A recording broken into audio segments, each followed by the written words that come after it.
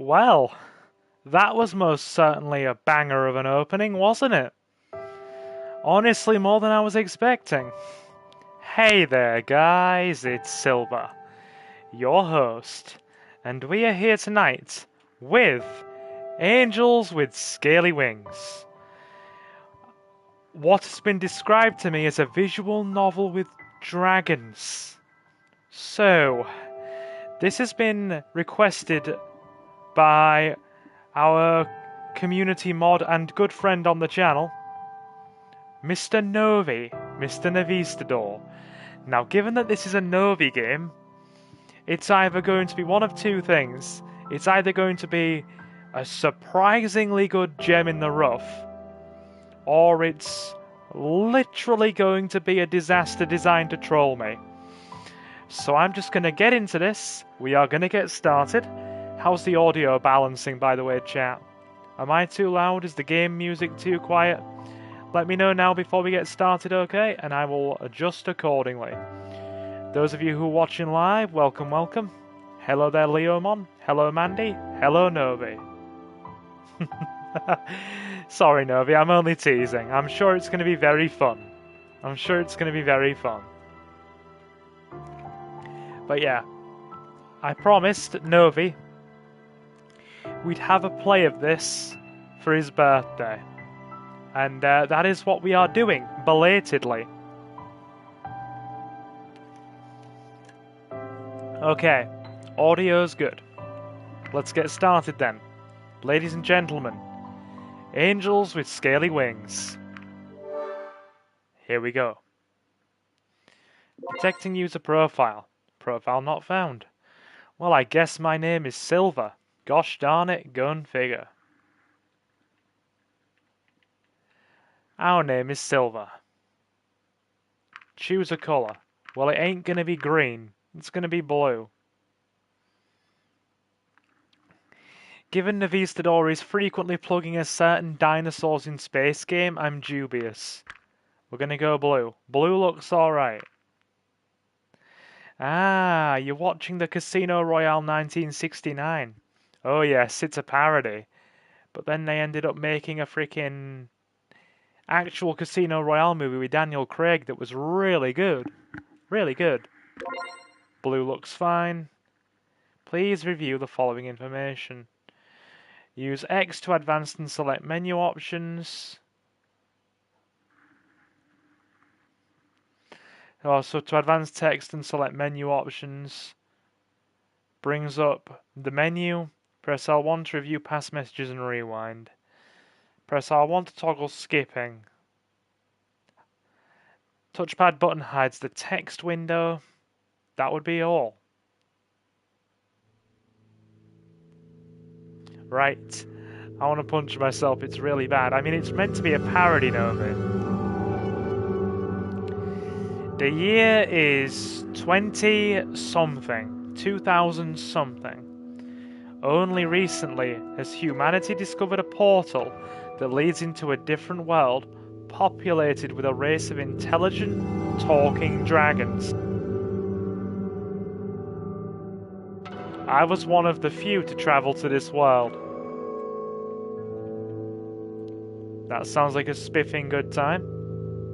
But maybe I should start at the beginning. Do we get to plough some hot she-dragons? Because that'll be worth it. It all began when we discovered a strange device in the middle of nowhere during one of our expeditions. A portal.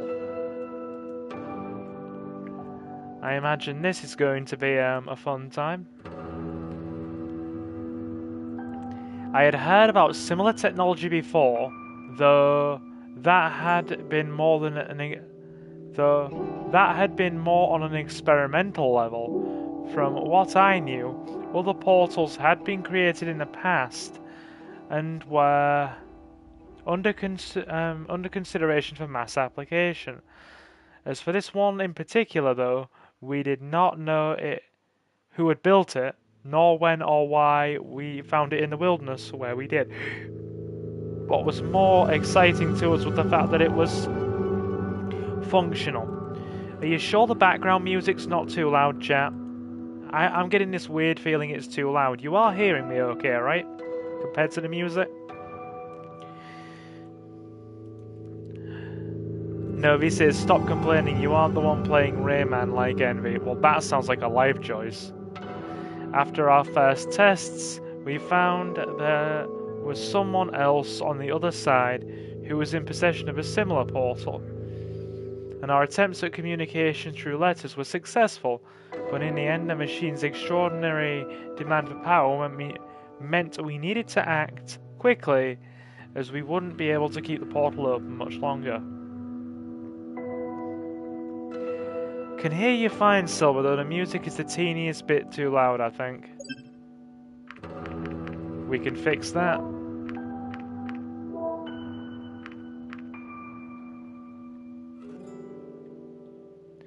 How about now?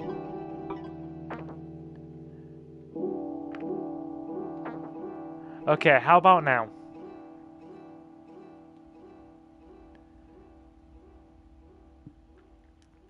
When we made this portal known to the other side, we received a very unexpected reply. A letter of invitation. After some deliberation, it was decided to accept their hospitality and send a person to the other side. Perfect. Very nice. Good old Shaun of the Dead, I love that movie. There was an individual who took the job almost immediately. I'm assuming that's me.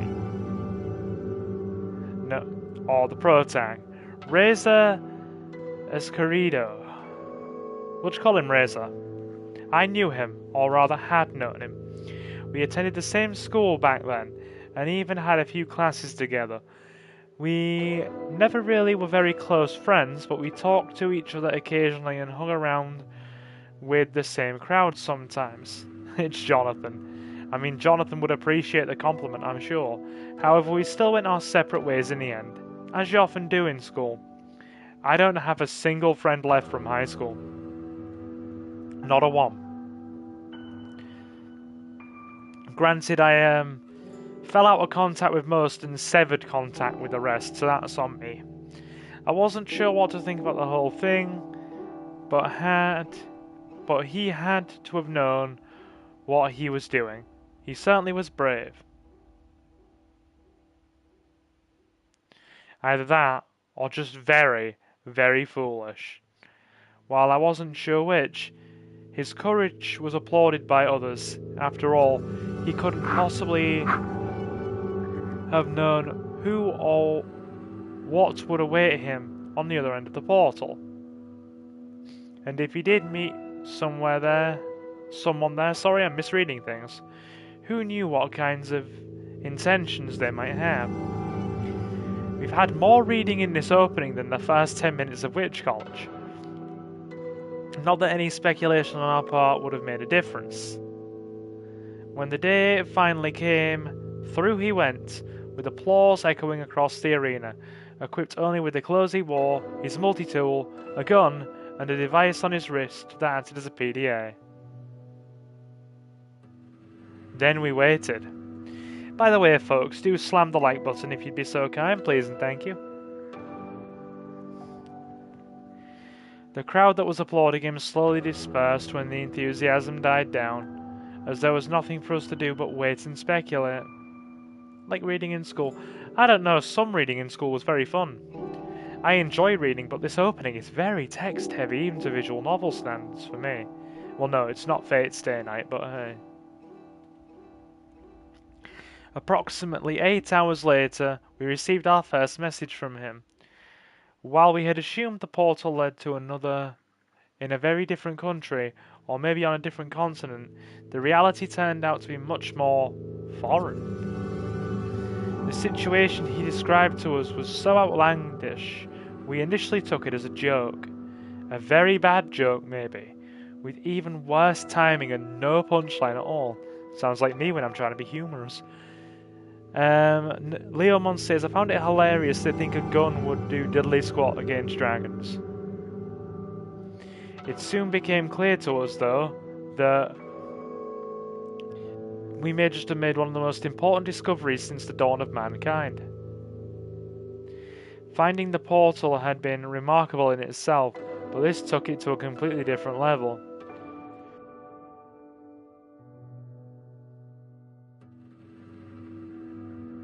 From what he described about the place, or more accurately, its inhabitants, we surmised it would not be part of Earth at all, or it could not be part of Earth at all. We called them dragons, because according to Reza, that's what they were, or at least what they resembled most. Even though we found it hard to believe, it had been those dragons who sent us all the letters, and what Reza found on the other side of the portal was a whole civilization of them. They could talk, write books, had buildings, and electricity. In many ways, their society was actually very similar to our own. So who were they? According to Jonathan. Thank you, Nobi. Thank you, thank you. And where was this place? Could they be aliens? Our speculations led us to conclude otherwise. After all, we knew about the existence of thousands of planets millions of light years away that may have been theoretically habitable. Yet, even then, we had found conclusive proof. Even then we had never found conclusive proof in regards to actual alien life forms. Some people brought up quantum mechanics and parallel universes, but in the end, all of this was just conjecture, and an ultimately fruitless endeavor, since we neither had the means nor the resources to explore these possibilities in greater detail. I think there's just one more thing worth mentioning before I move on. The previous isolation had been mutual. They hadn't known about any other intelligent life form beyond their own. Their portal had only recently been discovered, and was a technology previously unknown to them. And just as we had myths about dragons, they had myths about us. That was what we knew about them so far, and as interesting as learning those things and debating their cultural significance was, we didn't really know what we should make of it all. Marcus, hey dude, it's another visual novel game tonight. Novi asked for this one for his birthday. So, visual novel about dragons. I'm hoping there's a hot she-dragon for us to date, because I'll definitely be dating the hot she-dragon. Pull up a seat, Marcus. Pull up a seat. That was what we knew about them so far, and as interesting as learning those things and debating their cultural significance was, we really didn't know what we should make of it all. Reza apparently was aware of what he was doing, though, as he eventually let us know, they had agreed on a trade. We were to give them a few of our PDA devices, which contained vast amounts of knowledge, dwarfing even that of encyclopedias. In return, they would supply us with generators. Nathan, my guy, pull up a seat, join us. Slam the like button, my friend. We are playing a visual novel game tonight. Yeah, it was Novi's birthday last week, but I was so busy I plumb forgot about the stream. So I promised him that as soon as we would, as soon as we finished our E4 remake, we would go and do his birthday stream in the game he wanted. So here we are. Overall, they didn't seem as technologically advanced as we had been, but they did surpass us in one aspect. Their means of generating energy seemed sustainable. Not only that, but evidently also quite efficient. This is literally just going to be ASMR while you listen to me read things all night, chat, so I hope that's okay with you.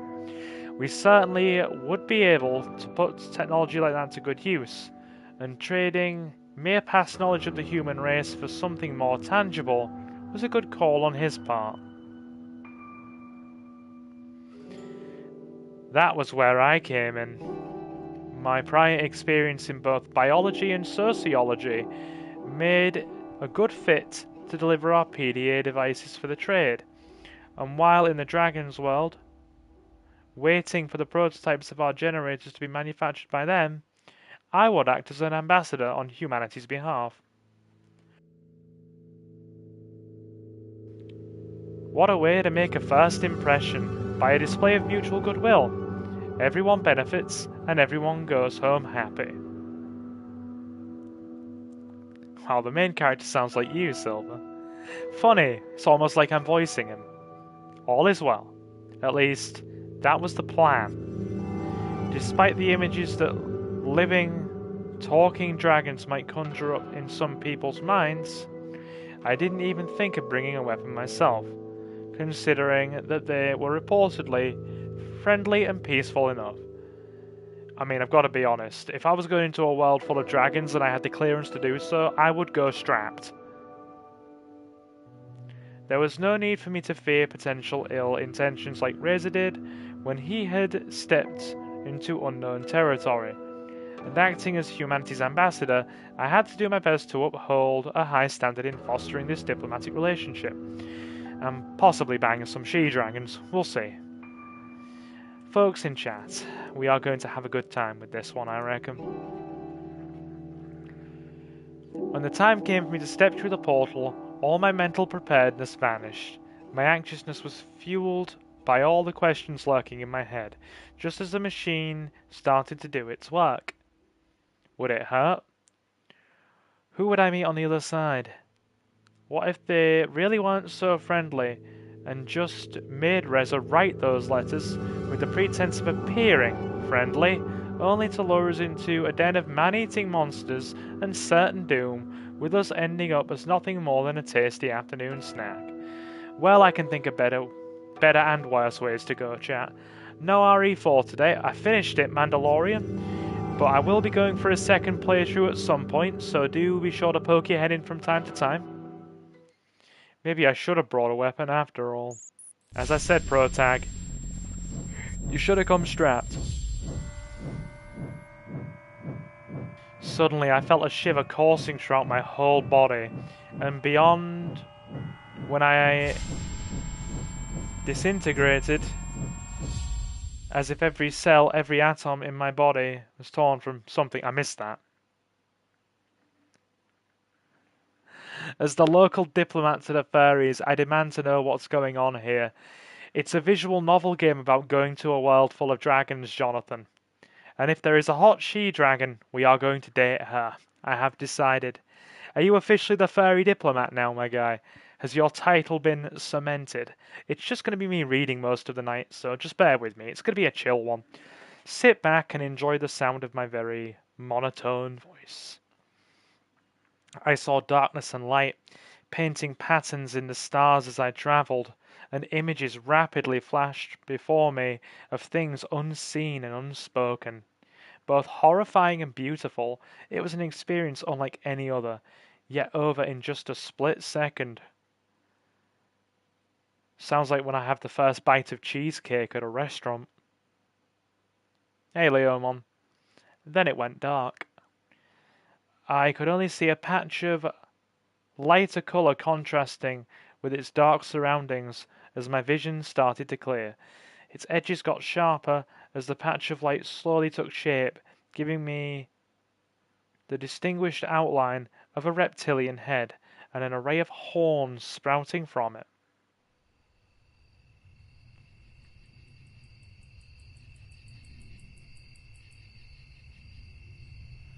Well, hello there, dragon friend. It was a dragon. And as I could now see, a dragon who not only had a pair of round glasses. Give me a second. The chat box is covering the freaking dialogue box. Had a pair of round glasses, but also wore a burgundy tie around its neck. Jonathan says, it's been many years of hard and grueling course that I graduated earlier in this year with my degree in furryology. That sounds like a personal preference. In the name of our people, this guy's called Remy. In the name of our people, I bid you welcome. If I may introduce myself, I am Remy, your guide and ambassador, a representative of our council. The dragon spoke. It was one thing to have heard and read about this, but something else entirely to have one standing in front of me, in flesh and blood, and tongue. It was good that all my mental preparedness had disappeared when I was teleported, because nothing could have prepared me for this. Sorry, I imagine you might still feel the effects of the teleportation. 1 second, waiting for the overlay to clear. Drowsiness or weakness is not unusual, as is fainting and spontaneous emptying of the bladder or stomach. How do you feel? Rendered speechless, I had totally forgotten I was shouldering the burden of representing my people to them as well. So much for being professional, but at least he gave me a good excuse for my blunder. I think I'm alright. Well, I'm glad to hear that. Maybe we should go before it gets dark. Come with me, please.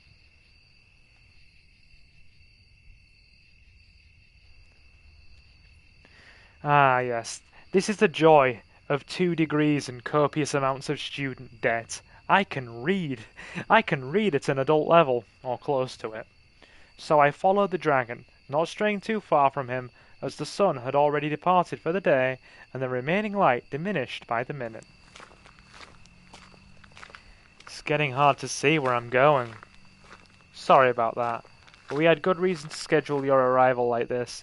We did not want to be ambushed by a crowd, so we had to keep your exact time and date of arrival secret. Thanks. I suppose an event like this would make me a celebrity of sorts. It would be the same if one of you came to us.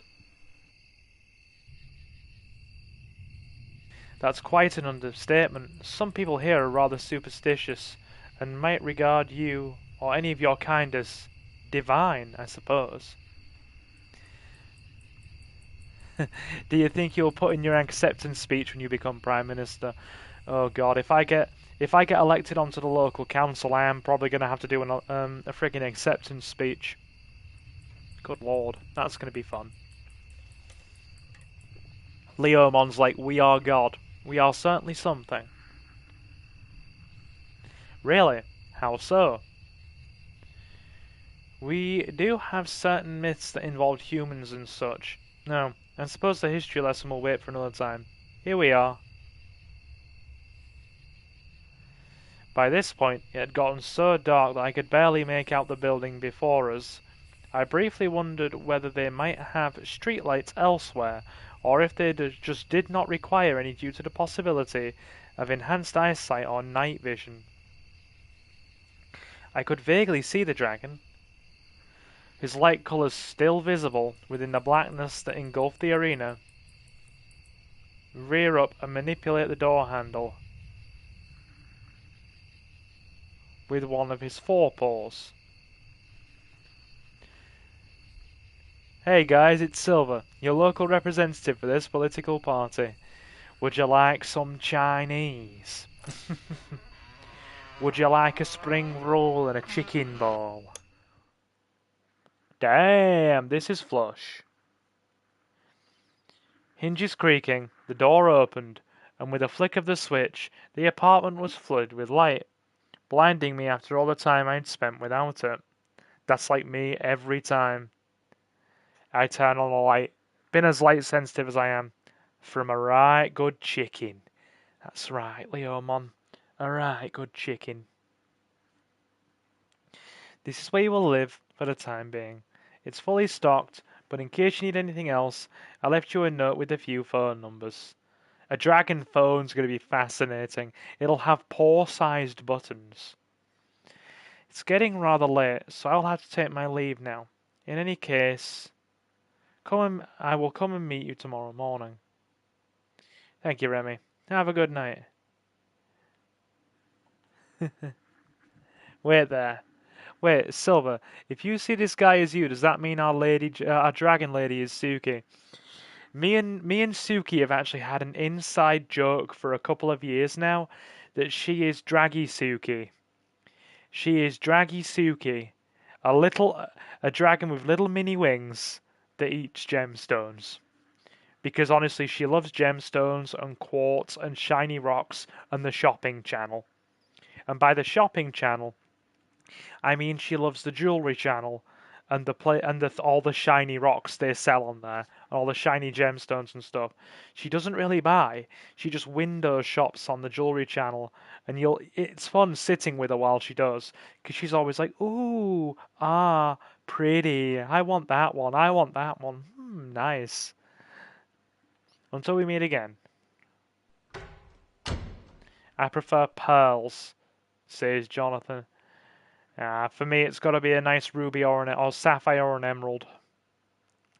With a nod, Remy left the apartment, mindful enough to close the door behind himself. Surveying the room, I considered the events that had just transpired as my gaze met the window.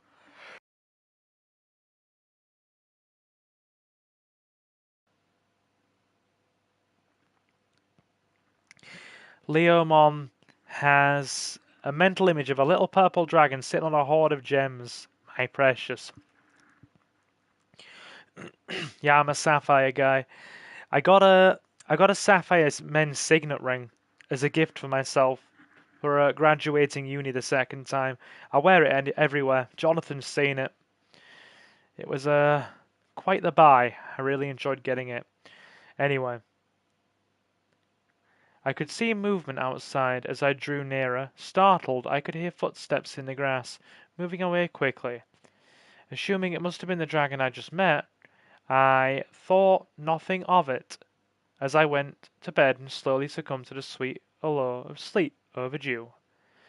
I spent a few moments thinking about my role, my mission, and what it meant to be here now.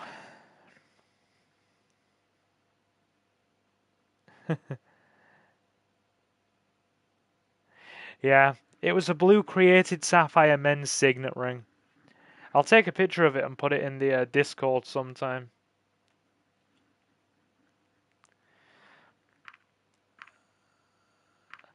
I felt responsibility placed on my shoulders. That would be me. If I'd been given this role, I'd be like, oh my god, don't screw it up, don't screw it up, don't screw it up, don't screw it up. Now here I was, a stranger in a strange land, as I only began to feel the weight of the burden that lay upon me, the pressure of my task, and the expectations I would have to meet in representing a species, culture, and civilization. So many would depend on it, yet I did not even know where the human contact I had currently was. Where the only human contact I had currently was. I was alone. I really want some jet one year, but it's really hard to get good men's jet. Indeed it is, because a lot of it is sold by fake peddlers and it's really low quality. You'd have to go to a men's jewelry store, and it can be expensive. Trust me, I speak from experience. My cousin works in one. I was alone. Silver was alone. Indeed I was. Inception, Chapter 1. Yeah, I have heard Whitby is the best place for it. Very overpriced though. Then again, most of it is these days. For a black rock, it's very expensive.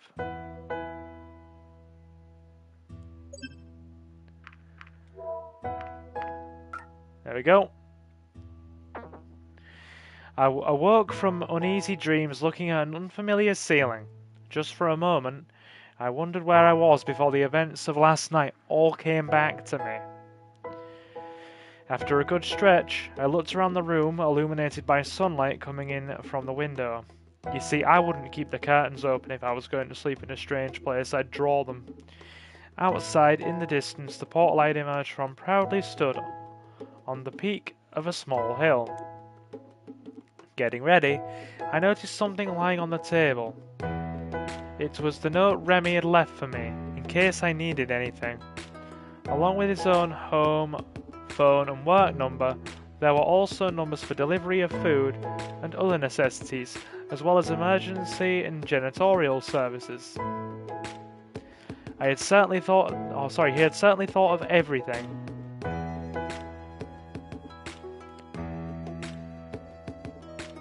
Even though I now had to wonder what a dragon plumber might look like. I'm literally imagining a dragon with a plumber's hat on. It's great. It's not just a black rock, it's thousands of years of Whitby history. It was Queen Victoria's personal favourite, and the jeweller she used is still around and do a damn good cup of tea. Interesting. Yeah, I'm more for emeralds and sapphires myself, really. My musings were interrupted when the doorbell rang. When I opened the door, I was met by another dragon.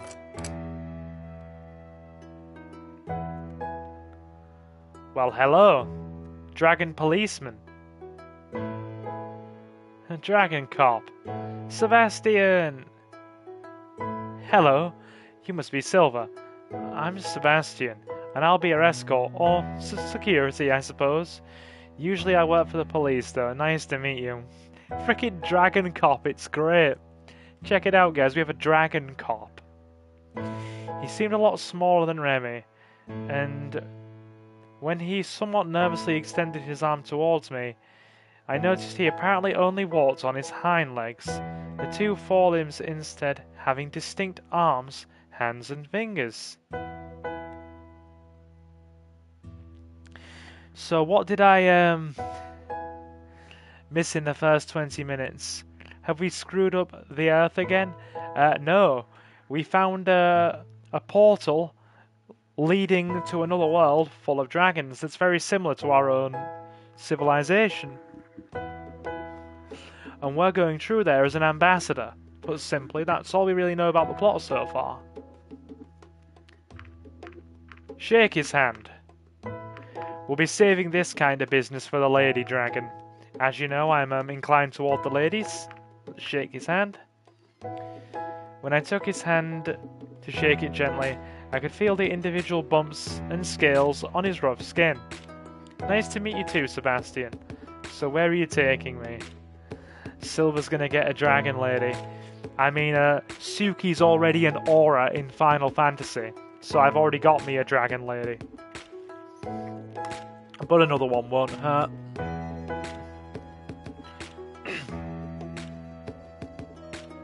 Jonathan's like, do crime, diplomatic immunity. We're not setting a good example there though, are we? Straight to business, eh? We're going to visit the plant where they are making your generators. They have some news for you, or so I've heard. Reza will be there too. Sounds great. Just follow me. While we walked, I was under the impression we were purposefully avoiding the busier parts of town, instead straying toward the edges and small alleys as to not gather too much attention. Leomon's like, don't F it up, don't F it up, don't F it up. Yes, Red Scott Gaming. Even then, we got the occasional stare. Sorry I'm quiet, I'm just taking it all in. Not a problem. You just chill. You chill, Mandy. After just a couple of minutes, we had arrived at our destination, where we were met by Reza. As well as yet another dragon, a vicious-looking beast that didn't stay too close to him. Oh damn, that one looks intimidating. There's Reza. Yeah. Novi says that you look like this guy on screen, Jonathan. Reza. Reza, long time no see. How true that is. Good to finally see another human face around here. What a coincidence to have you, of all people, show up. Yeah, guess these degrees aren't so useless after all. I wish my degree could take me to an alternate universe full of dragons. By the way, who's your friend? Just my bodyguard, same as yours. Don't bother with him, he doesn't talk much.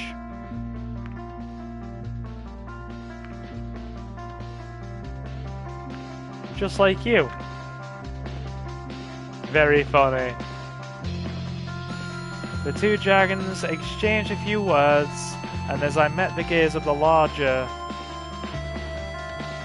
tenebrous dragon, a few paces from us, Sebastian turned up towards me and spoke up again. Guys, are you sure the audio balancing's fine? Are we alright? Because when the music goes from being really quiet to really loud, and I don't want to be drowned out at all. Do I need to turn it down another notch, or is it okay? Because it sounds really loud through my headphones right now. Jonathan, Leomon, how are we sounding? Give me a second. I'll fix that.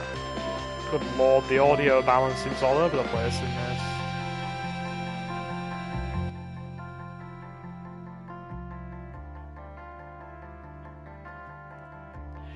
How's that?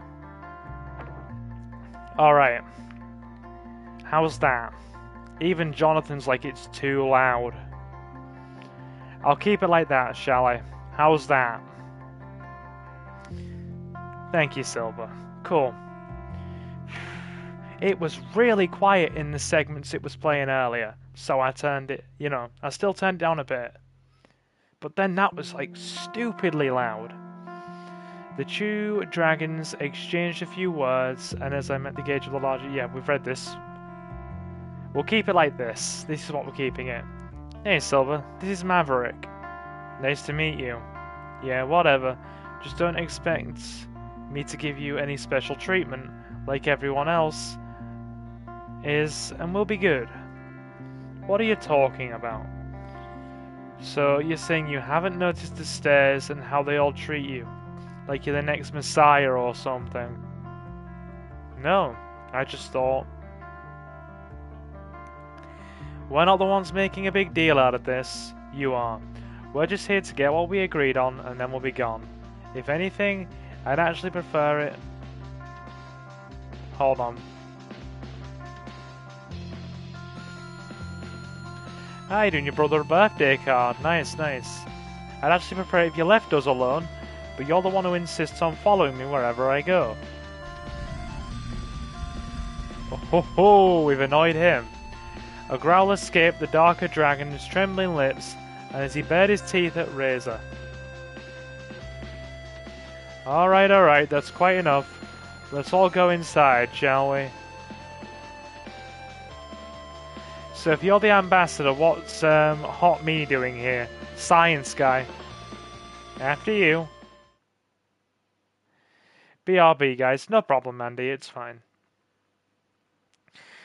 The crisis was quickly averted as we entered the building, which was characterized by its many floors, high ceiling, and low, narrow hallways.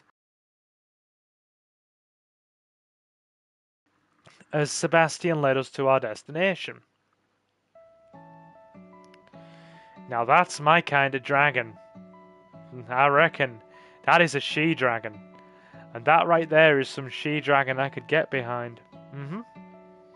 There you are. I was waiting for you. We're gonna put all the moves on this one. That'd be some she-dragon. Wait a minute. I thought you were going to meet the guys from production. What are you doing here? They're only coming in later today, so you'll just have to make do with me. I see. Well, Silver, this is Anna. She kinda manages the building, though actually she's more involved with the research wing than production and engineering. Nice to meet you. My pleasure. I have something for you, by the way. It'll take them a while to make all the generators we promised. Wait there. Sorry, I missed that. There we go. It'll take them a while to make all the generators we promised, but we've got one for you here. Feel free to send it home and give it a test. There we go. What's been said in chat? Don't trust her. She's got Google glasses. Right. Have a good night, everyone. I have a few party things to get ready. See you all soon. No problem, Nathan. Thanks for stopping in. We're going to be here for a while yet, so you take it easy, alright? Wait, Silver. I wonder if these two have a little something going on. We'll see. That's great. I'll take it. Looks a little small if you ask me. Don't underestimate its power. Oh, and do be careful not to drop it. Sure, I'll be waiting outside while you do your thing, Silver. I suppose I'll wait for you outside as well. What a thing. Oh, have you brought the PDA? Of course, here you go. Alright, now to give this thing a test run. The PDA lit up as our hand swiftly moved around its interface in calculated motions. By the way, would you consider letting me run some tests on you as well? It would only take a drop of your blood. What? Why?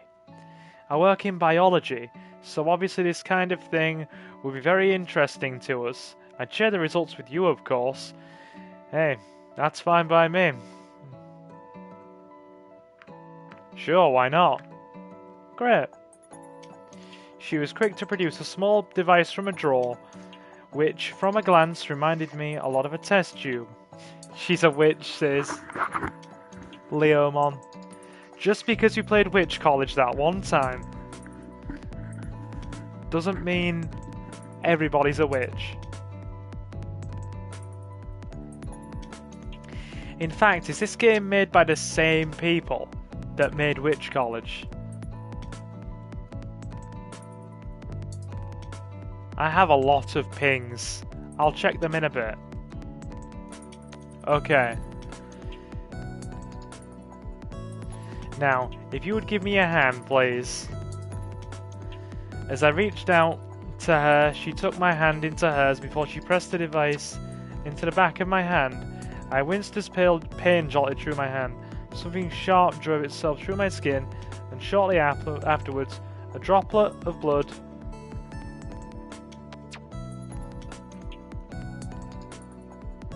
was sucked into the test tube attached to a small needle, or the small needle. Thanks. You're welcome? We got a trophy, blood donation. Give Annie your blood.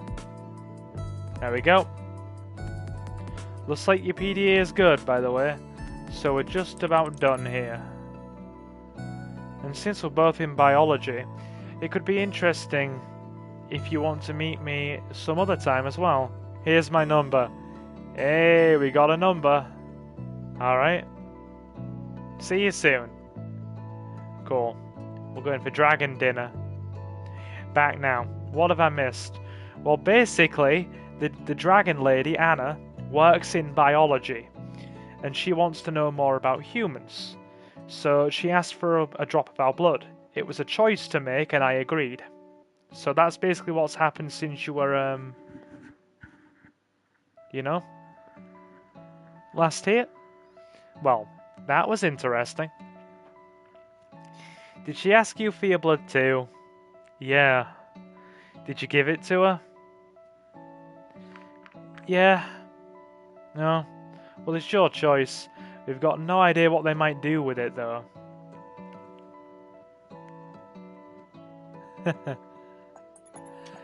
Indeed, Jonathan. Indeed. I'm getting hungry. How about some breakfast? I'm all for it. I can't stand early mornings like this. You and me both. That shouldn't be a problem. There's a cafe not far from here.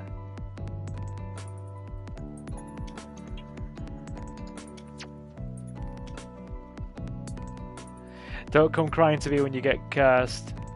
What do you say, Mavis? I wouldn't mind to grab a bite myself. That settles it then. Those chairs are exceptionally small for dragons. Am I the only one looking at those chairs and thinking, big dragon booties, small chairs? Luckily for us, the cafe was almost empty when we arrived, as it was still pretty early in the day. Razor was quick to lead me to a table for two, prompting the dragons to get one of their own at the other side of the restaurant. Ugh, finally. I can't stand a guy being on my tail all the damn time. They say it's for your own security.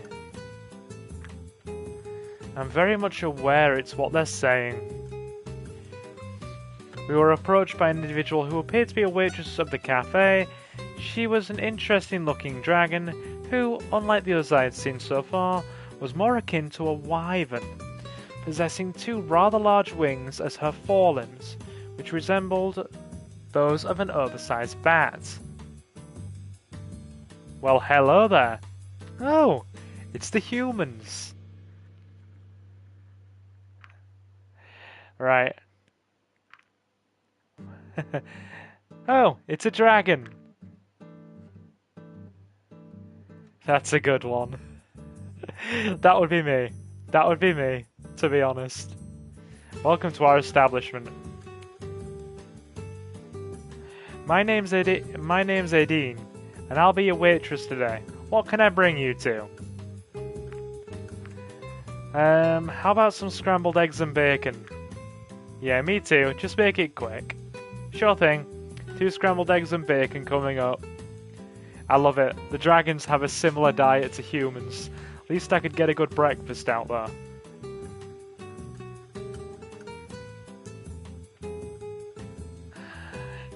Jonathan's like, Bossa Nova, I love this genre of music. It has proven pretty fun. As I was saying, if you look at the picture, the big picture, don't you think there's just something off about this whole place? Where is it, really? If this is supposed to be a completely separate place from Earth or even a different dimension, some things just don't add up. Yeah, even Leomons just said it in chat. I'm dubious of how similar their culture is. Don't you think so too? Yeah. I've noticed it too. I can't really say much more with you-know-who over there. He's probably listening to us right now.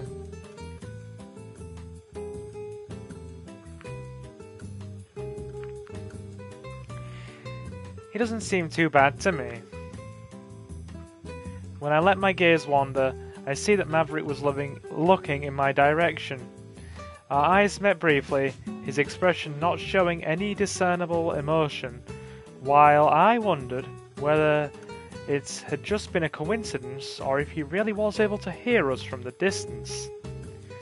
I do have some theories, and if I'm right, we might be in trouble. What kind of trouble? What are you talking about? Shh, be quiet. I'll let you know more as soon as I can, but for now, let's just play along. After all, we already have one of these babies. He patted the generator's box for emphasis. A good point from Jonathan there.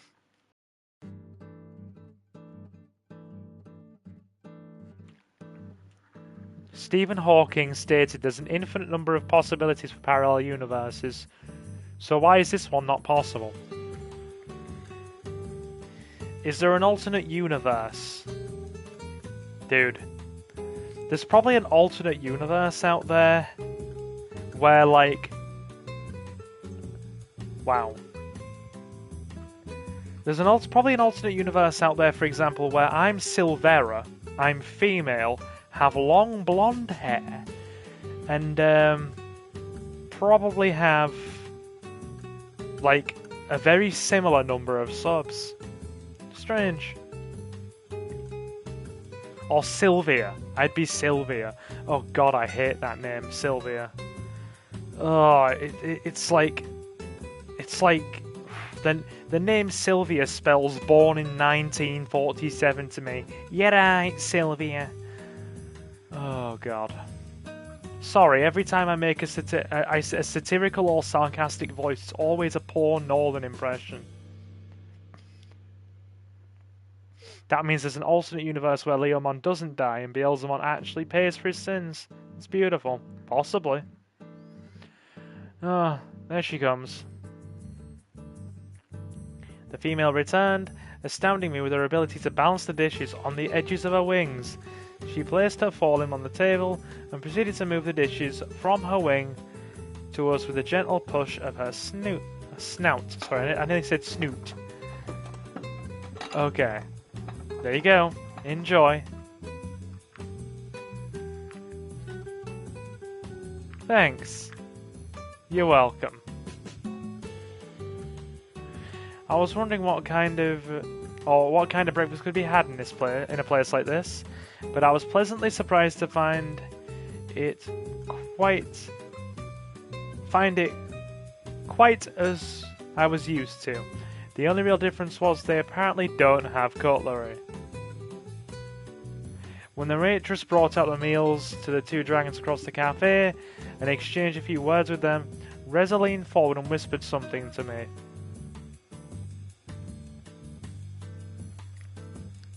Wow, you could insult her, mean, and I'm not going to, because she's nice and she's doing her job. And let's be honest, right?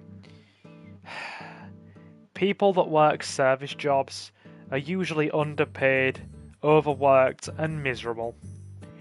Let's not make their days any harder. And a please and thank you goes a hell of a long way, does it not? Like, if you were in the back of a Burger King kitchen, flipping burgers, or in the back of a Waffle House, making pancakes, a please and a thank you, and a bit of niceness from a customer, it's got to go a long way, hasn't it? I'll send you a coded message later, you'll know what to do. And that's why Silver was one of my favourites. Dude, because a bit of respect just goes a long way. You did not look happy at your job some days. Which is why I'd always take the time to chat to you and just be nice. It's how we became friends, after all. Oh god. I'm sorry, I skipped backwards on the, there we go. Leomon says, it's mostly a thankless job. I try to always be nice to staff when I go out to eat, especially at my local. They're all so nice all the time. I buy them chocolates at Christmas. That is nice. Right. Reza rose from his seat before he made it known to me that he still had a few things to do left at the restaurant, followed shortly after by the larger of the two dragons. Laters. I wasn't in a hurry, so I spent a few more minutes in contemplation while I looked out the window and finished my breakfast. Not that this whole situation was already bizarre enough. There was also now the vague sense of danger conveyed by Reza's earlier words. I did not even have an idea what kind of threat might be lurking out there. Shh, it's probably dragon-shaped. Eventually, I got up, ready to be on my way for whatever else the day might bring. Are you done? Sure am. Cast off the utensils of oppression. Leomon, I absolutely hate eating with my fingers. Outside, like seriously, pizza, French fries, and burgers are the only things. And if it's a large enough burger, say if it's like a triple burger, a huge, ginormous freaking monster of a thing, if I'm at home, if I get it ordered in, I'll usually freaking put it on a plate, cut it in half, and eat it with a knife and fork. Or KFC as well.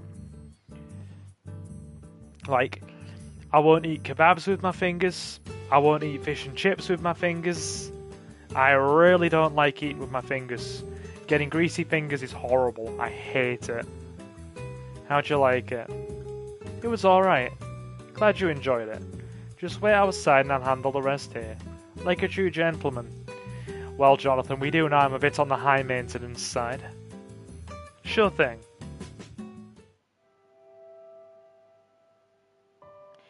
I stepped outside, taking in the scenery of this strangely familiar world.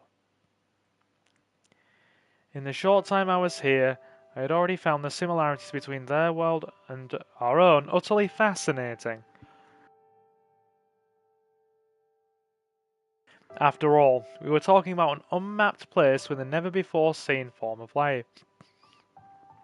Let me get a sip of water.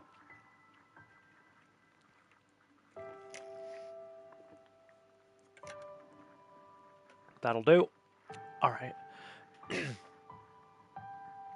As far as discoveries were concerned, even something as simple as a new unicellular organism or even bacteria would have been remarkable. Don't get too high maintenance or you may be mistaken for a conservative. Ooh, never. Never, my guy. No. Although my cousin has said to me a few times, when you have your exceptionally high maintenance moments and your diva side comes out, yeah, there are little shades of Tory that come out, and I'm like, no, don't do that to me. And I know she's winding me up, but still, good lord, don't compare me to a Tory. They're all greedy. Well, the vast majority of them are, at least. Greedy, self-interested, and their answer to all of life's problems is help yourself or go unhelped. And we need to help each other more in life. Life ain't easy, and chipping in and helping each other out, even in small ways, it's you know, all good, all good. Silver probably got a friend called Victory. Oof. Anyway. Yet here I was, standing in the middle of a village evidently built by this race of intelligent, talking dragons, with a society not unlike our own. Razor didn't seem to share the same interest, and instead was more smitten with the generator, but given our reasons for coming here in the first place... I just wanted to use the joke, Silver. Sorry, don't apologise, you're fine. I ain't gonna take offence, I'm chill. I couldn't blame him for his enthusiasm being focused on something else. My thoughts were interrupted as something suddenly zipped past me, just a little too close, causing me to stumble back. It was a rather small dragon with a bag clamped in its maw, who apparently had somewhere to be. Whoa! Hello!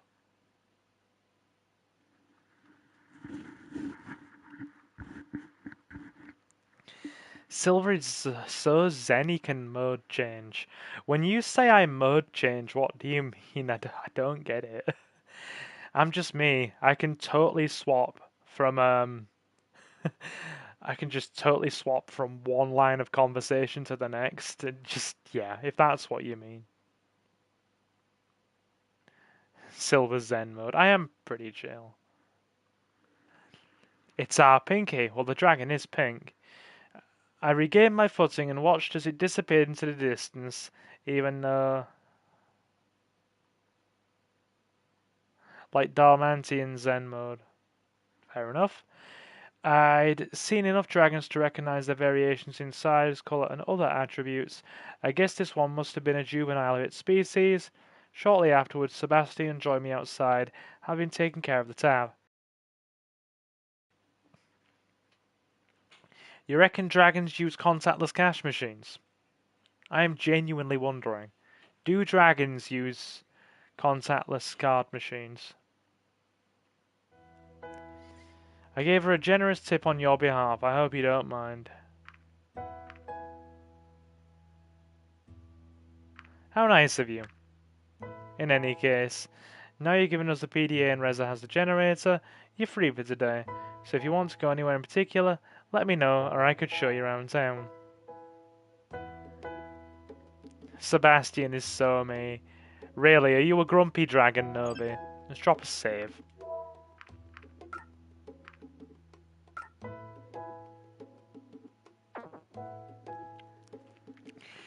I imagine they can't use precious gems as currency because they would eat it. Are you insinuating dragons eat gemstones? If they use cash, I'm officially suspicious. I mean, paper money. I've got to be honest, I genuinely prefer using paper money and everything not being digital, because you can so much more effectively manage paper money. You know exactly what's coming out, exactly what you're spending. When it's digital, you just spend and spend and spend and spend without making a mental note of it. And the next thing you know, you've blown through more than 100 quid in one day and you're like, oh, where's all my spare cash gone? Not that I do that very often. I typically just do that when I'm meeting up with friends or going for drinks. But hey, not that I drink 100 quid's worth of booze in one day. More like when I'm having a social time. To be fair, for me, going out and having meals and eating at nice little casual dining establishments and restaurants is more my thing, with the odd drink on the side. It's more about the food than it is the drink. I was tempted to be given a tour, but considering Rez's words, I wanted to be careful not to stray too far without knowing more about this world first. Right. I think I'll stay home for today. I still have to get used to everything, you know? I'll just accompany you back then.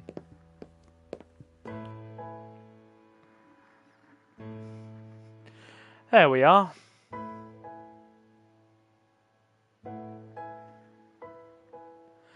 This game's from 2017, where has the time gone? Did you first discover it in 2019, Novi? Home sweet home, for now at least.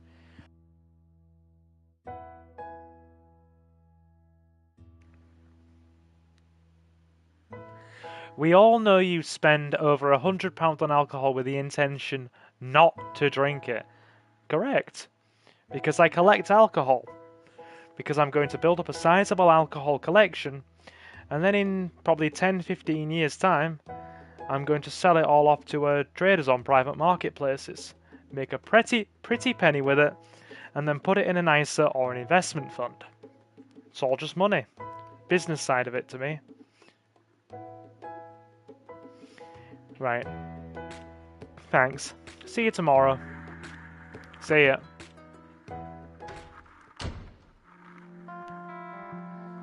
I hadn't really looked at the apartment much, so I spent the rest of the day. You don't realize how much that hurts me. Dude, it's an investment. I like alcohol. I like drinking it. But rare stuff? Dude, there's a really reliable market of private sellers and buyers that are willing to trade it on auction sites. It's worth good money. Remember that bottle of Deanston's Port Oak that I told you about? That I bought for 80 and is now worth over €300? Yeah, that's an investment. That's not going to be drank. Invest in a Beanie Baby. Like a normal person. Dude. Beanie Babies will go from like 10 quid to 50. And the problem is, I like having the odd plush around. Especially in the gaming room. I have a few in the gaming room. Anyway, I hadn't really looked at the apartment much, so I spent the rest of the day investigating it and relaxing. I considered checking out some of the phone numbers Remy had left me, but I thought it was better to just keep a low profile for now. I found the kitchen fully stocked with plenty of groceries. The variety was wasted on me. I hadn't been a particularly great cook in the first place, but what was more, I didn't even recognise some of the things I found there. Whether they were edibles that we had back home that I just didn't know about, or something completely alien, I wasn't sure. But I didn't want to take the risk of eating anything I didn't know. I'm tempted to buy one of your bottles off you one day just so I can drink it. Well, the Japanese whiskey that I bought is worth £100. Well, no, now it's probably worth about £150. The Japanese single malt. that I bought last year that was worth 100 is now worth like 150. Japanese Festival single malt. And the Sons of Scotland collection that I bought, those are now worth about 60-70 pounds a bottle, and I have 4 of them. And like I said, there's the Porto, that's 300 quid. So, be my guest, I suppose. After all, it was possible that some of the comestibles might be fine for them to eat, but still be poisonous to us. I was also glad to find a shelf that was filled to the brim with a variety of books. While I found the subject... Silver will never get any... I'm working on the game, Novi. While I found the subject matter of man, myth or reality to be quite intriguing, I had to give up after just a few pages due to its exceptionally dry writing style, which I wasn't inclined to enjoy at the moment. Well, if you've sat in a master's level freaking lecture hall, you're used to very dry writing, so have at me, I suppose. What do you mean when you say the anti-Homer? How should I take that? In the end, I settled for an adventure novel about a dragon archaeologist who stumbles upon the remains of a long-lost human civilization, after which she is haunted by an evil organization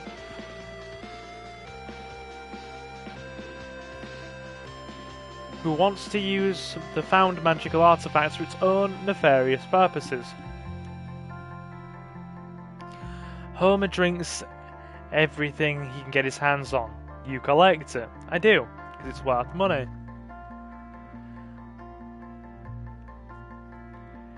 I'd honestly add a few more pieces to my collection. But with the cost of everything going up right now, I'm having to understandably divert more to just various expenses like my daily travel and you know, just the cost of food and that kind of thing. So, you know, whiskey's a secondary concern. Especially since I'm now putting a bit more money into the channel with buying new games and whatnot. Anyway. While entertaining, I had to admit that it reminded me a little too much of the trashy novels we have at home. I certainly found it amusing that certain tropes were not really unique to us as a species, though I wondered whether this kind of literature had fallen into disfavour here, as it had back where I had come from. I was reading a particularly exciting scene in which the hero, Sheridan, uses one of the magical artifacts shaped like a pair of human hands holding a scepter with a globe at the top to prevent herself from being crushed and ground into a bloody pulp by an ancient human temple and ancient human temple's moving walls, when I suddenly heard the doorbell ring. Ring-a-ding-ding.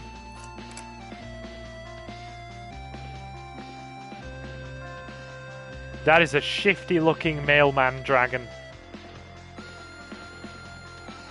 That is a shifty-looking mailman dragon. Hello there. Could you sign here? Or could you please sign here? I'm not signing away my rights with this, am I?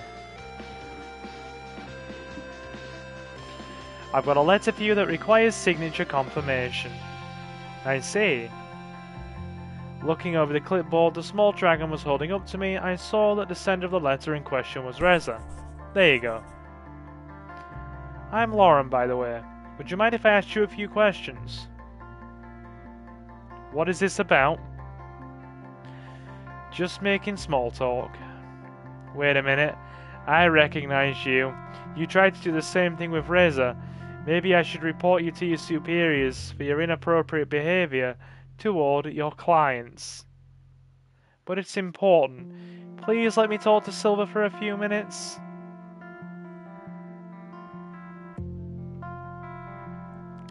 Dude, you literally just got here. How do they know your signature?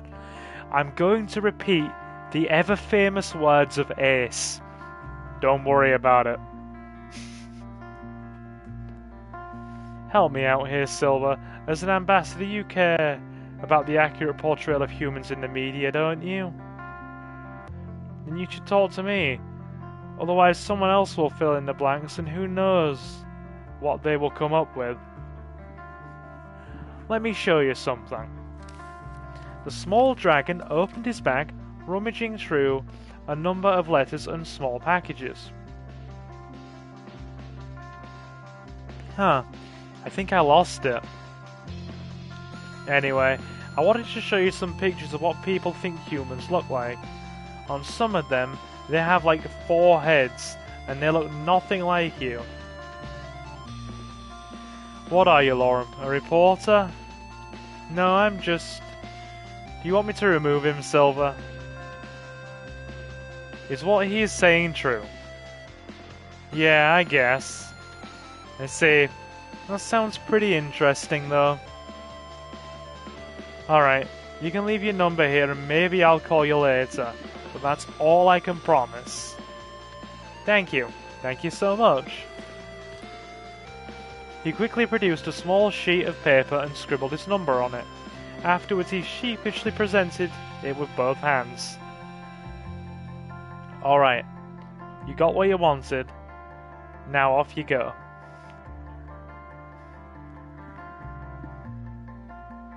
Eee. Sorry about that. Don't worry about it. I guess that should be all. I'll see you tomorrow then.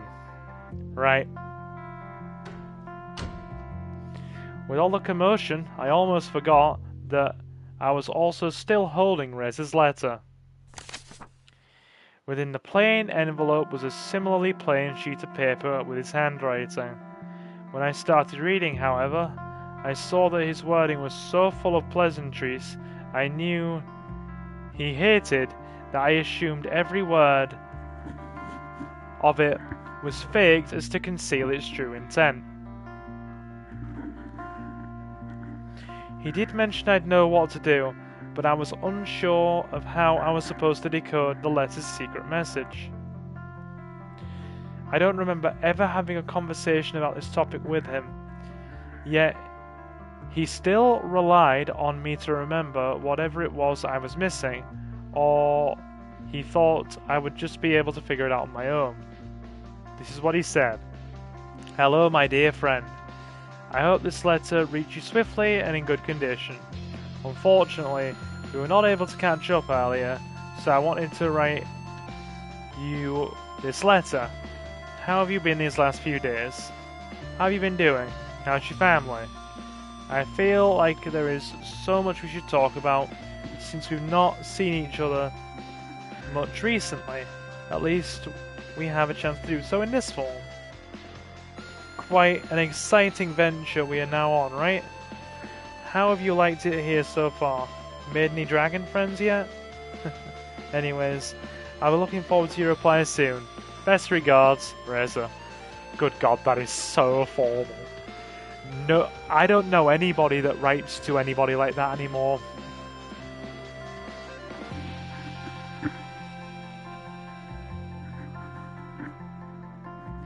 Various things came to mind. Only reading certain words of letters was one that I thought of immediately, but I couldn't make out anything after trying to find a system within its array of letters and lines. Maybe I had to look more carefully.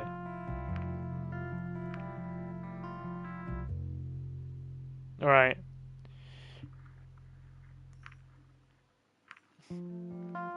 Read between the lines.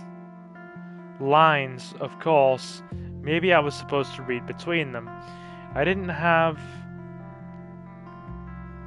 Hello there, Daniel. How you doing? Nice to see you. My name is Silver and I'm your host. We are playing a bit of Dragons with Scaly Wings tonight.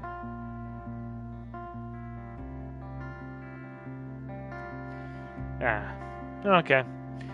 You, here to spread the word of God? Fair's fair. That makes you happy. I didn't have an implement on me with which I would have been able to read fine print, though with this handwritten letter, I doubted Reza could have done anything of the sort. Nice game. Yes, sir. You like this game? Well, I'm just kind of getting into it now, so join us, pull up a seat. Pull up a seat.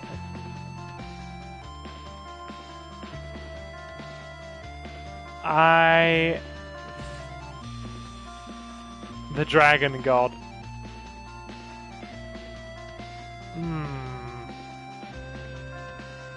Look elsewhere for hints. You're a cool commentator. I aim to please.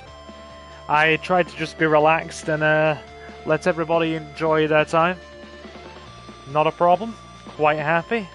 Or maybe he referred to the fact that we were both given an apartment. Considering the things they provided for us, maybe I just had to find the right object to decode the message. There were many everyday items. Don't worry about it, Leomon, it's fine. It's fine.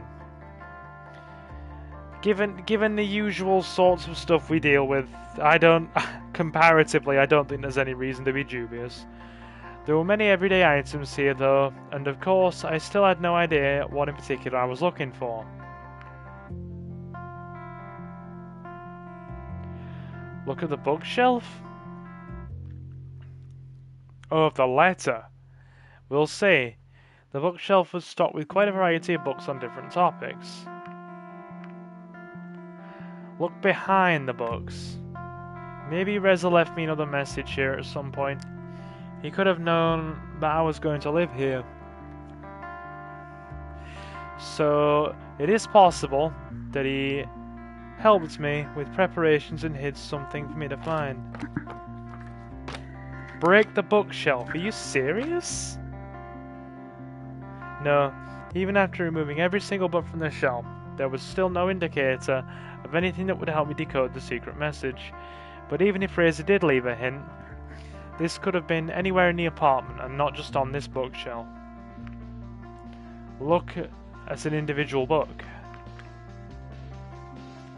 Maybe it has something to do with the books. The shelf is full of them, but I suppose the hint could be hidden inside one of them.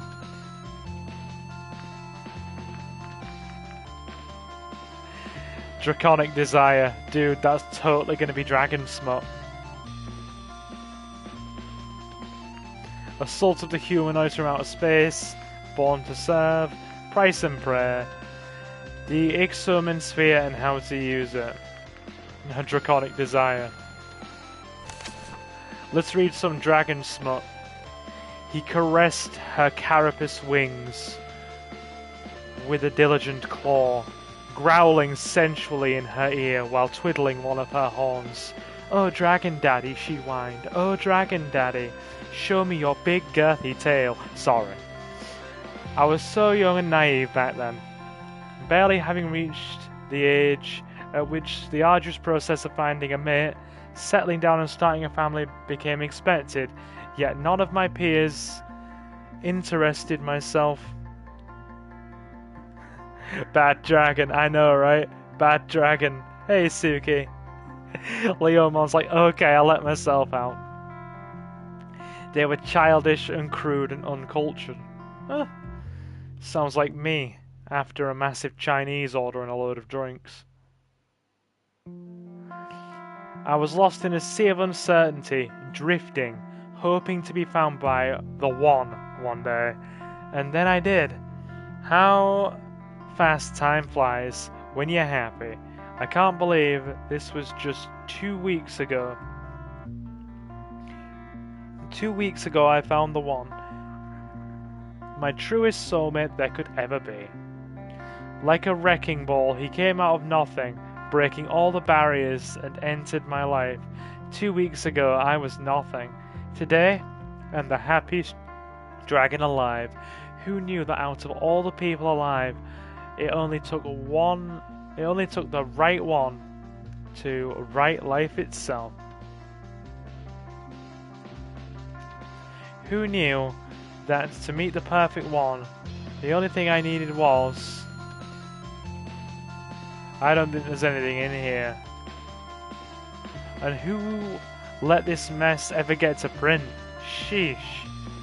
I mean, to be fair, I'd write something like that. assault on the humanoids from outer space.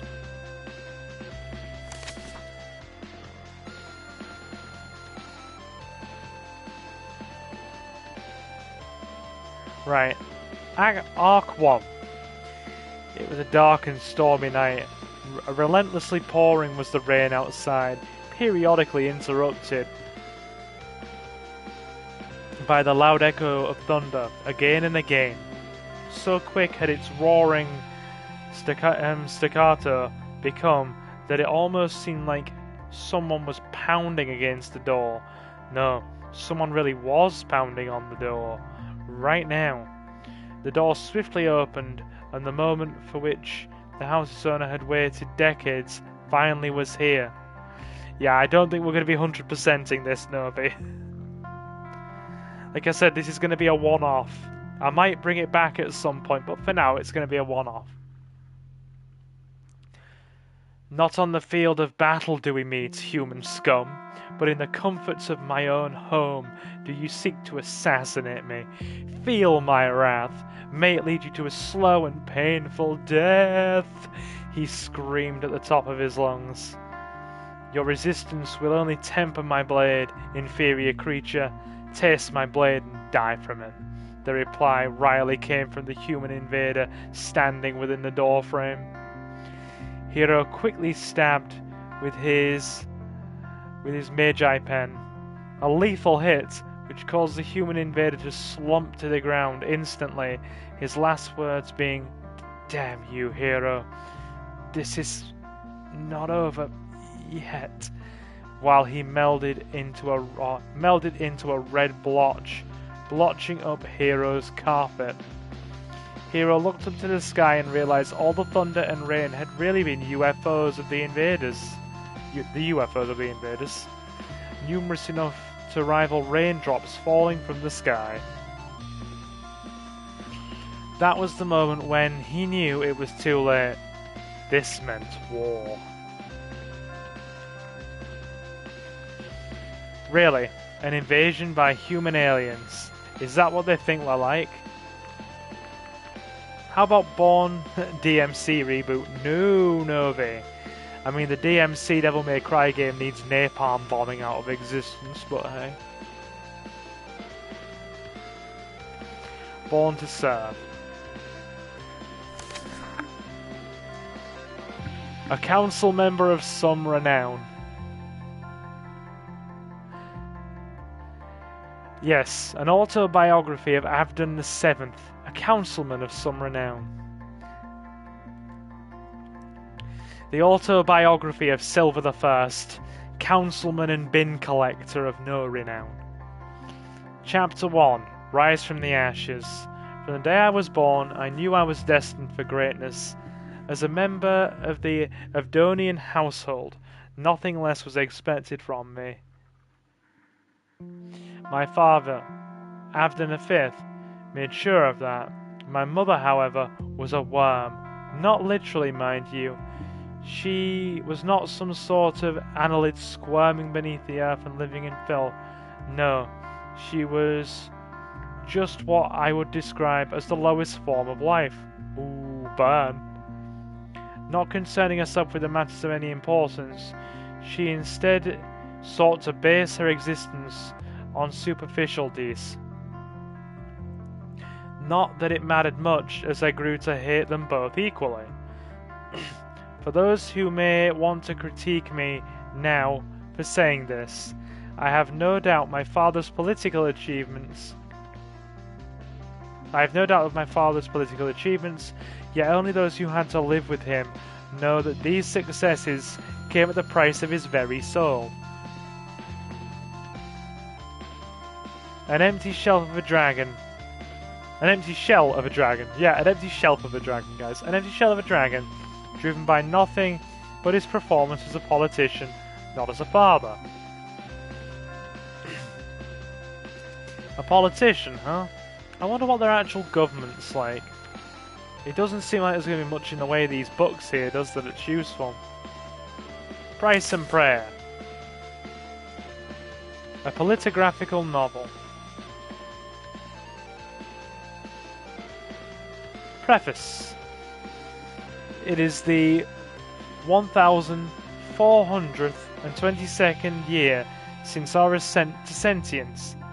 A most extraordinary chain of events led to the most extraordinary of circumstances in our politics and society.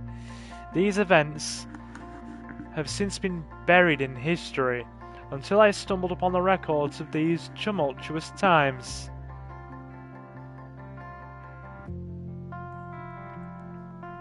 I have taken it upon myself to dramatize the events in a manner that is both accurate to history as well as entertaining to any reader who might have an interest in such stories.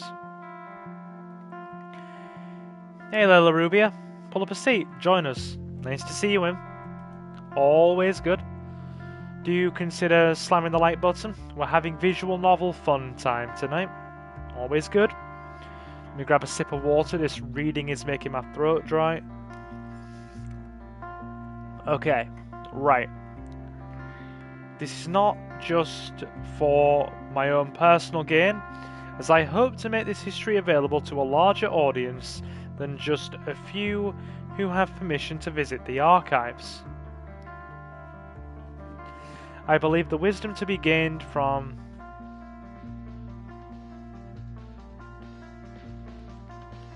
I love you video. Yeah, I remember you using it actually. I do remember it. I believe the wisdom to be gained from the ensuing tale to be more relevant to us now than ever. Yeah, I do remember your username. Thanks for dropping in. Join us. It's a visual novel tonight. It's really chill. Last of all, the Exoman Sphere and how to use it. As a manual meant for the general populace, this booklet intends to bring you, the valued reader, closer to the uses and joys of the Exoman Sphere. Closer to the uses and joys an Exoman Sphere might bring. Sorry. I have taken utmost care to use simple language and instructions to remove the well-known barrier between individuals and knowledge of proper use of this most wondrous device. For interested parties, a chapter about the Exoman Sphere's history and ideas for advanced applications can be found later in the book. Quick Start Guide. Okay, there's a quick start guide. Step 1.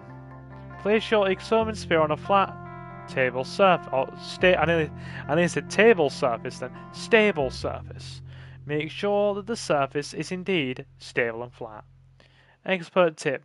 Use a spirit level in order to determine if the surface is absolutely flat in order to prevent the Exoman Sphere from rolling off a table unintendedly. Step 2. Plug your Exoman Sphere into any fitting household outlet. Warning. Make sure the Exoman Sphere switch is in the off position prior to plugging in. Step 3. Locate the power switch of the Exoman Sphere. This step may introduce some difficulties, as many different models of Exoman Sphere exist, with varying methods of turning them on and off. When in doubt, please contact your Exoman Sphere's manufacturer for help with this step if necessary.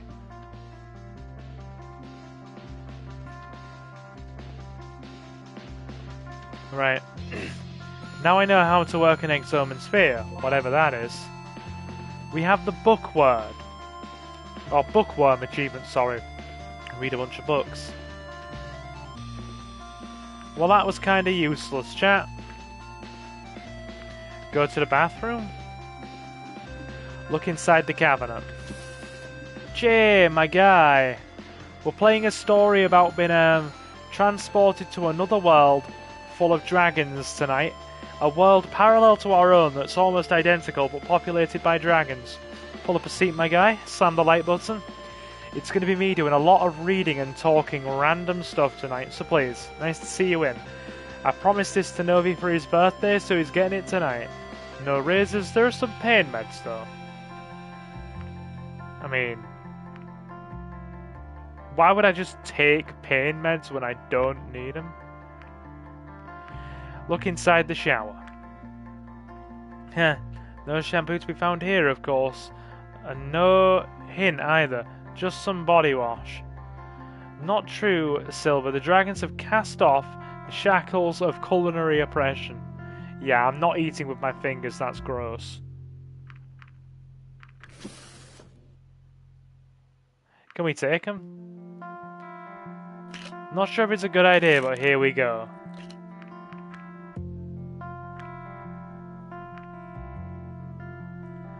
Alright. Look in the kitchen. Look in the fridge. Plenty of stuff in here. Look at the meats. Give your meat a good old rub. It's just a slab of meat, nothing special about it. Look at the milk. Pasteurized. And at least they've got that down. Crack open an egg and see what's inside. Nope, just a regular egg. Envy, my guy. The dubiousness of mystery meat. Indeed. Pull up a seat, my guy. Pull up a seat and slam the like button. Nice to have you in. It's visual novel night tonight. Yes, egg. I love it how Envy arrives whenever there's an egg mentioned in stream. It's great. Examine an unlabeled container. It's an unlabeled container with some sort of white liquid inside. Well, here goes nothing. Mmm, creamy, creamy, yum yum. It's salty. You drank mystery liquid. Oh no, we drank a salty white mystery liquid. Oh no, it's baby gravy. Oh no, it's freaking baby gravy. Oh no. Hey guys, I dare you to drink the salty white mystery liquid. Oh no. Can we keep doing this?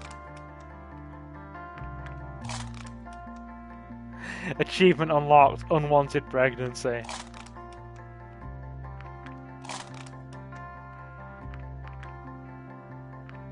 Pantry. Just some... Marcus is like, no, thank you. You know y'all want some salty white mystery liquid.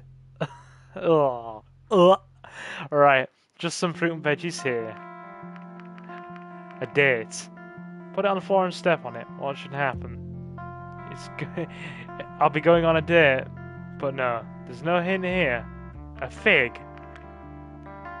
What do I know about figs? Quite a bit, actually.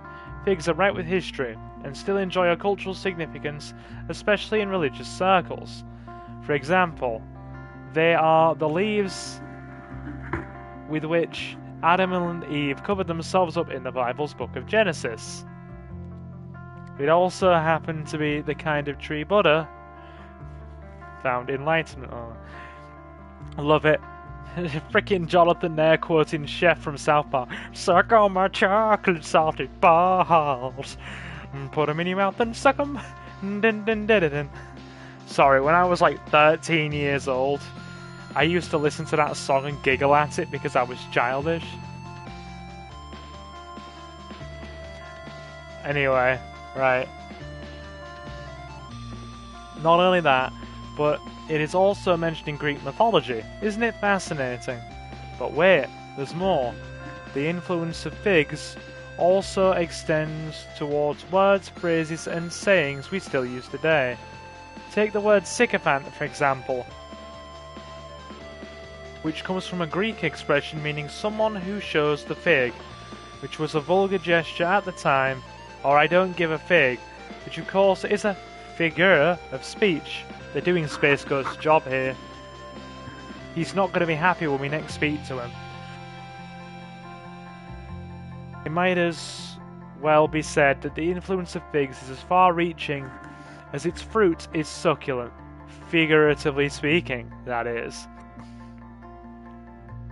I'm afraid nothing of this actually helps with Rez's letter, though. How about a pear? There are two of them. What a nice pair. God.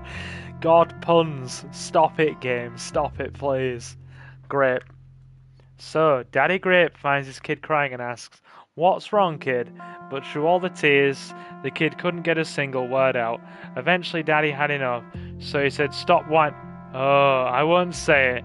It wasn't a good joke anyway. I've got another achievement. Fruitarian. Learn a lot about fruits. The last thing is the lemon.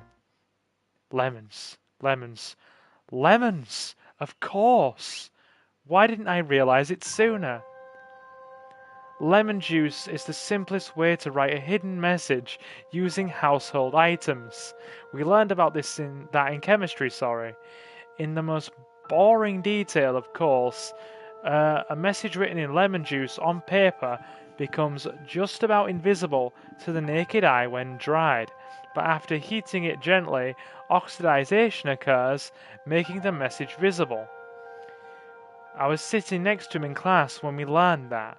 He made a joke about using the method to cheat on the next test, and I replied by saying that he'd have to bring an iron. Had he really expected me to remember a random chemistry class that happened years ago? But then, I did remember it after all. Egg juice? Do you eat eggs a lot for your breakfast, Envy? I've got to know this, because you certainly enjoy eggs, and don't get me wrong. I enjoy a good pan-made scrambled egg, not any of that microwave savagery, and the odd omelette. When life gives you lemons, make lemonade. Who came up with that excuse? I say throw the lemon back at life and make a lemon cannon. Thanks, Jonathan. Thanking you. Meet me at the portal tonight, 10 a.m. I rarely eat eggs. Then why the extreme fascination? I do have to wonder, my friend. I wasted a good amount of time, but I still had some left before I got to meet Reza, so I decided to make some lunch. Afterwards, I resumed reading my book about the continuing adventures of Sheridan and her exploits in destroying cultural artifacts, and I'm going to drop a save after that long-winded little thing there. There we go, friends. Unsurprisingly, it came to a happy end, with the evil organization stopped in its tracks, at least for now. I thought the ending was deliberately left open for ambiguity, but when I turned the page and saw the advertisement for the next entry in this apparently long-running series of books, I realized it had all just been a ploy to set up the inevitable sequel. Wait there. I must protect the eggs because it might be a digi-egg. Wait, I didn't save?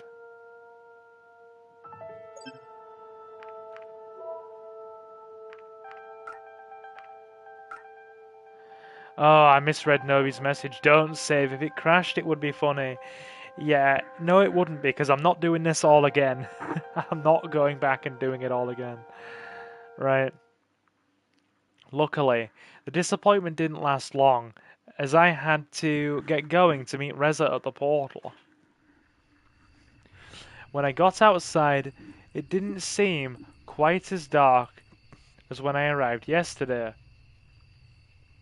I might have had difficulties finding my way, otherwise I could still see the portal in the distance. As I was walking, I wondered if someone was following me, but the land seemed oddly deserted. Was everybody already asleep?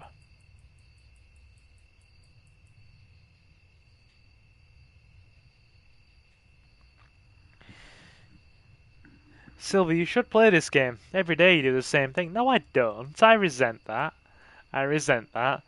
Eventually I arrived at my destination. Reza was already standing idly by the portal, his fidgeting making it obvious that he had waited just for me. I was already wondering whether you'd get it at all. Well, you didn't make it easy. What a wonderful night it is. You really do, don't lie. 'Cause the second I play something different, nobody outside the regulars actually comes to bloody watch it. Like, don't get me wrong, our channel regulars, you awesome dozen, will watch anything, and it's great. But it's like anybody else, it's like, oh, he's playing something that's not Resident Evil and GTA? Well, I guess I'll give that a miss, and then I get sad. Just look up at the stars. You can see them so clearly here, without all the pollution lingering in the air back home. It's almost, oh sorry, almost as if we're looking right into the face of eternity itself. God, that's deep. Has anybody else noticed, right, guys in chat, that you don't see as many stars in the sky as you did when you were a kid, right? Like, however long ago that was. You know? Like, me and Suki have said this. When we were both kids, when we were both little ones, and you are going back, like, a while here, like, dude, like, when we were little kids, talking like 20 years ago, but still, there was a lot more stars in the sky. And now, you just don't see them as much. Jonathan said every time he plays something different, he gets copyright struck. I mean, you're not entirely wrong. So if you would like more variety, consider joining the Patreon. You're always shilling for me, dude, and I appreciate it. You played the other visual novel, though, so you're making excuses. I mean, no, not really. I'm just doing this as a one-off because you asked for it. Light pollution, sadly. Really? Light pollution? For so long, humanity thought we'd find aliens out there. Yet after all these years, we found we were still alone in the universe. Turns out, we were not looking in the right place. Okay? What's going on, Reza? Why did you call me here at this time? For one, because we're sending the generator home. Right. Before I was sent here, they told me they would limit the use of the portal as they could not afford to keep it open all the time. In order to keep in contact with us and to enable us to send things over to them, the portal would open for just a quarter of an hour each day. Sending something back home wasn't really problematic for us, since the high energy expenditure associated with sending bigger objects only affected the sender. Yeah, I'm gonna pass on regenerators, thanks Novi. I had my fair share of those in the remake. Yeah, affected the sender, not the receiver. However, this also meant that until all business was concluded in the regards to our trade with the PDAs and the generators, we were basically stuck here. Now that feels foreboding. That feels damn well foreboding. Sorry. You probably heard me make a squeaky noise as I sucked on my straw then. Apologies. I'm playing / reading the Digimon visual novel for stream tomorrow. Ah, you mean the one that came out recently? What's its name, Envy? Remind me. Ace mentioned it to me a while ago. The one that's like 70% visual novel, 30% gameplay? Help me out here, dude. Yeah, well, whose fault is that about Mike Novi? Whose fault is that, my guy? Sending someone back there. Digimon Seekers, yes. Thank you. That's the one.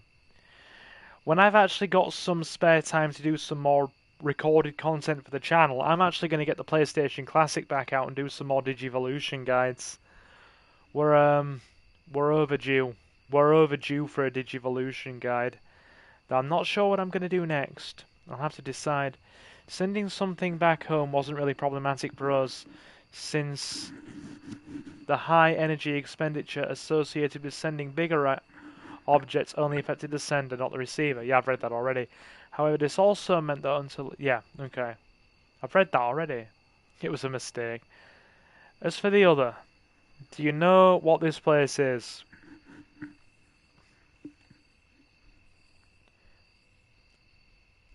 When are we going to get the Karenmon Digimon guide? Karenmon. No, not the actual Digimon Survival, but the new novel, Seekers. Ah, sorry, I was thinking about Survive. No, I apologize. Okay, yeah. Seekers hasn't really crossed my radar. I did muddle that up with Survive, to be honest. Anyway, here's the big question, chat. And let me just move my headset. It's slipping off. Alright, you said something about trouble. How much danger are we in, really? More than enough. I'm afraid this whole place will be gone soon, and we better not be here when it happens.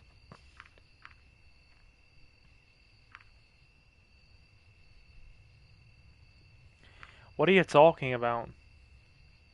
I hoped you'd see it too, but then it took me a while to understand, and I had a head start on you. In any case, while he was speaking, my gaze wandered and fixed on some movement nearby. It was hard to make out anything, but I managed it. But I imagined it might just be because it might just have been wind blowing. Sorry, I'm going to start that sentence again. I've butchered it. While he was speaking, my gaze wandered and fixed on some movement nearby. It was hard to make out anything, but I imagined it might just have been wind blowing through the nearby shrubbery. Shrubbery. Except for the fact that there was no wind. Reza. This might take a while to explain, but we got the whole night. Reza, look. He turned around to face whatever I was seeing. He squinted hard before he called out. You! How dare you follow me even here?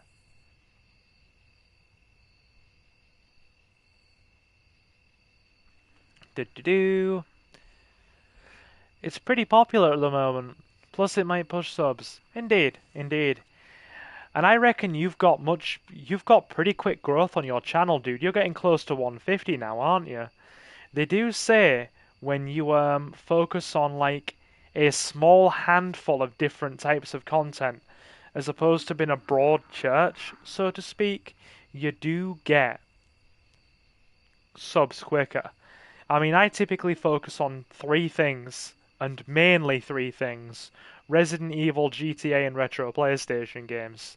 I stay within a very small niche, and occasionally branch out from time to time. People do like the odd different thing every now and again, but most of the time, it's just the regulars that show up. I'm currently at 149, so I'm close. Dude, you are doing really well. Congrats on that. Like, you are doing very well. The disturbance came closer until it became clear that it was Maverick, who had hidden nearby to listen in on our conversation. I knew you were up to no good. What are you planning here? Some kind of attack? Wait a minute, there's no reason for. Don't deny it. I heard you both talking about it in the cafe, and I saw the letter. You think I couldn't smell the lemon on it? Pathetic. You'll have to come with me to the police station now. Both of you. Whoa! Okay. So he does shoot him. He shoots him. Reza, what are you doing? Come on, Soa, let's get out of here. In the dragon's side, I could see a wound where the bullet had penetrated his hide, a trickle of blood staining his scales in the earth beneath. Reza used the opportunity to run in some direction. I wasn't sure which. I frantically scanned my surroundings looking for Reza, though he had already vanished into the darkness. What was I supposed to do? Run away as well? Help Maverick? I was just a diplomat, and I had no idea what was happening. Sounds like we might have to save here.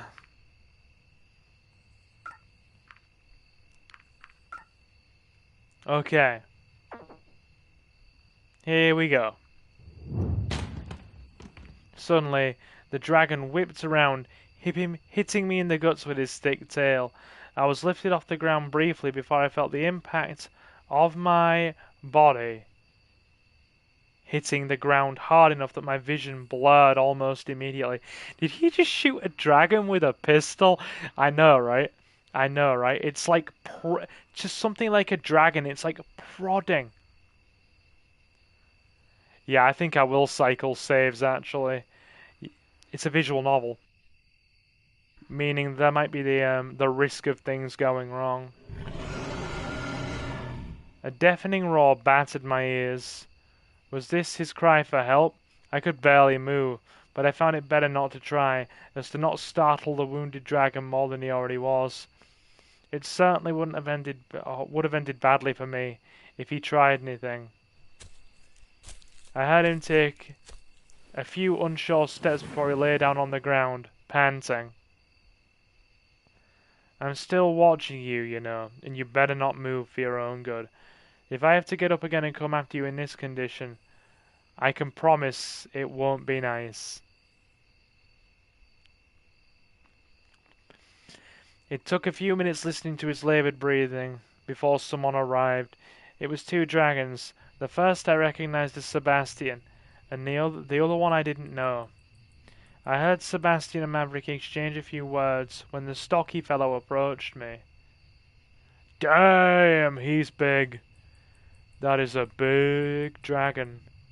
That is a big beefy dragon. Hey kid, you alright? I think I'm alright. I'm Bryce, the chief of police in this town. Can you tell me what happened?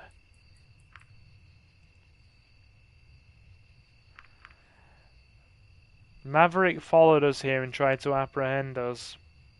Is that so? His voice was stern and seemingly lost in thought as I overheard Sebastian's conversation. Yeah, but you're the flyer on duty. We probably won't find him now. Not here in the darkness at any rate. Well, that's just brilliant. What do you think, Chief? Silver, can you walk? Yeah, I think so. Alright, Sebastian, take Silver to the apartment. Get some help for Maverick, and we'll look for Reza. Right on. Come on, Silver, I'll help you up. I was still shaken up by the events I just witnessed when I arrived at the apartment. It was self-defense, claims Jonathan. That's what they always say. I'm thinking of that South Park episode where they just go into the freaking woods and start mowing down deers with machine guns and rocket launchers. It's self-defense, and they just brutally tear every little deer in the forest apart with freaking automatic rifles. It's self-defense. Blows up the entire forest, leaves all the trees burning and all the reindeers and little woodland creatures flattened. Oh god, South Park's dreadful, but in a really funny way. I was still shaken up by the events I just witnessed when I arrived at my apartment. Not knowing anything better to do, I soon fell into a deep slumber.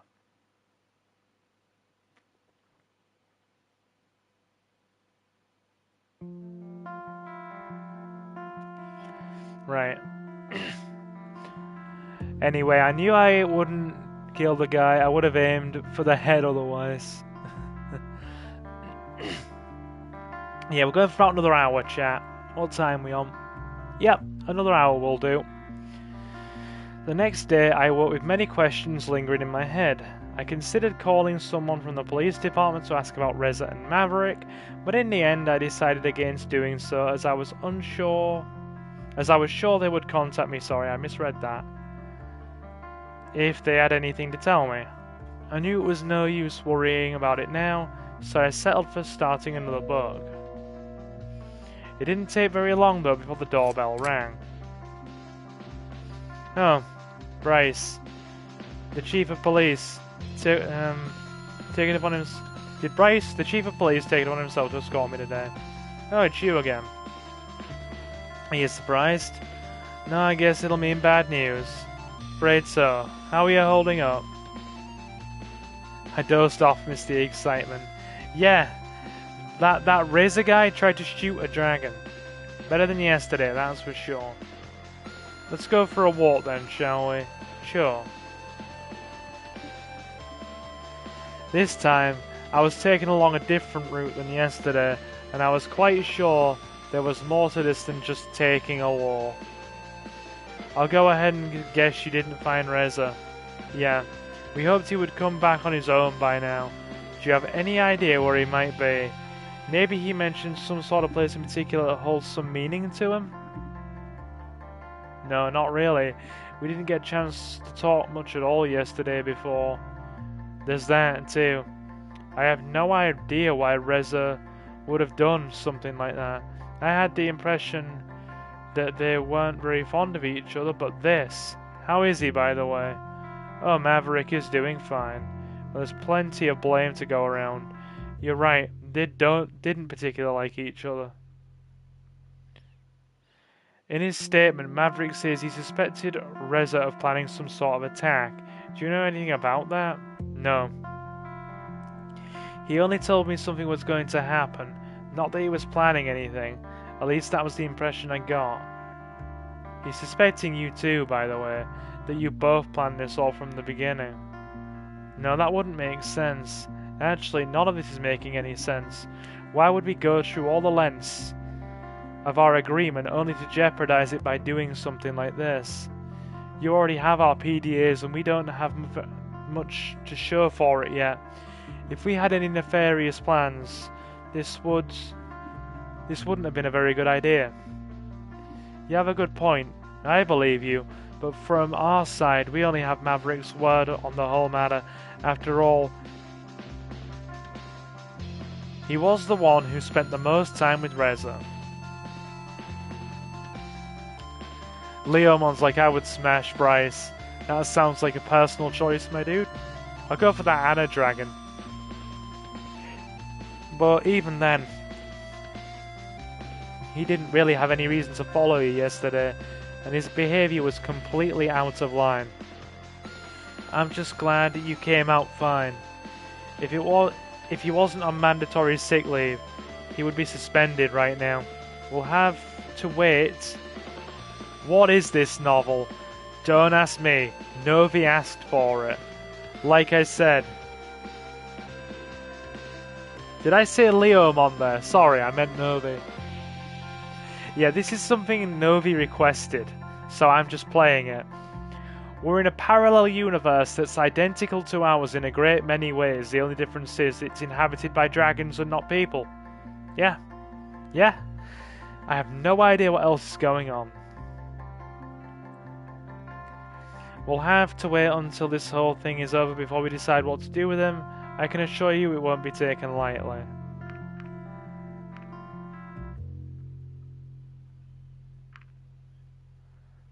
I hope so. I personally guarantee it. We've still got a lot on our hands now, though. We have a wounded dragon and a missing human. This could lead to a diplomatic crisis.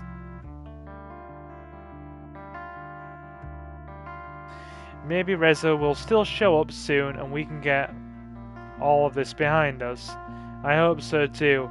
I really wouldn't want to jeopardize anything over this unfortunate incident. Yeah, how about we both just keep quiet about this whole thing for now? After all, I don't think any of us wants our people panicking about this already, right? I merely nodded in agreement.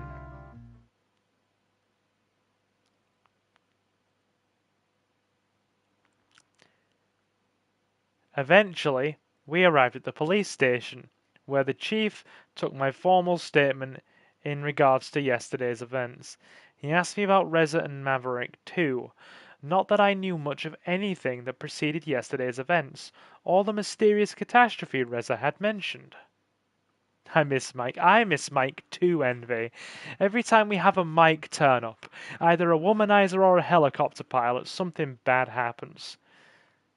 If it's a Mike in The Sims, he gets women pregnant by accident.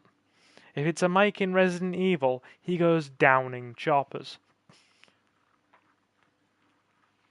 Novi's like, screw Cuphead, this was the real game of 2017. I think you may upset a few people by saying that, my guy. Call it a hunch. Right. All the mysterious catastrophe Reza had mentioned. Who killed Mike? Novi's. Navistadors did it in the remake. Give me a sec, I'll just go adjust my headset.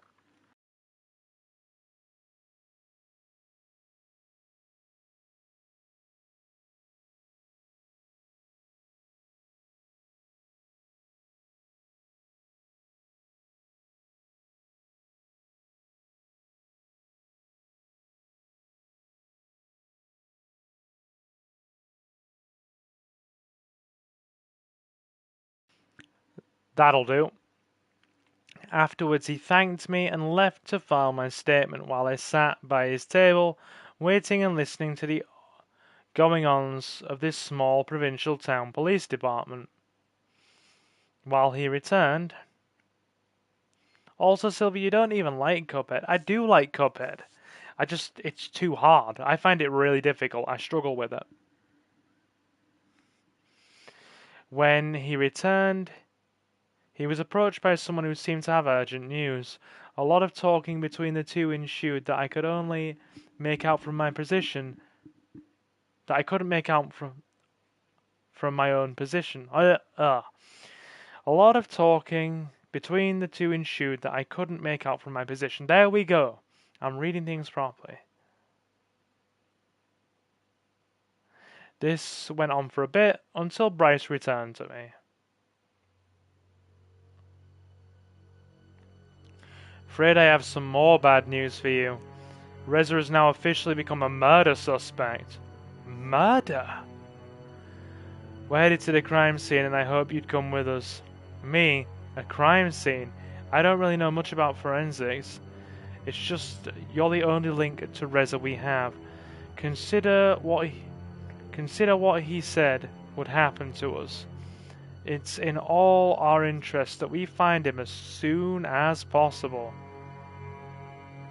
Oh God, this is not good. And if he has anything to do with it, you might be able to help us find him.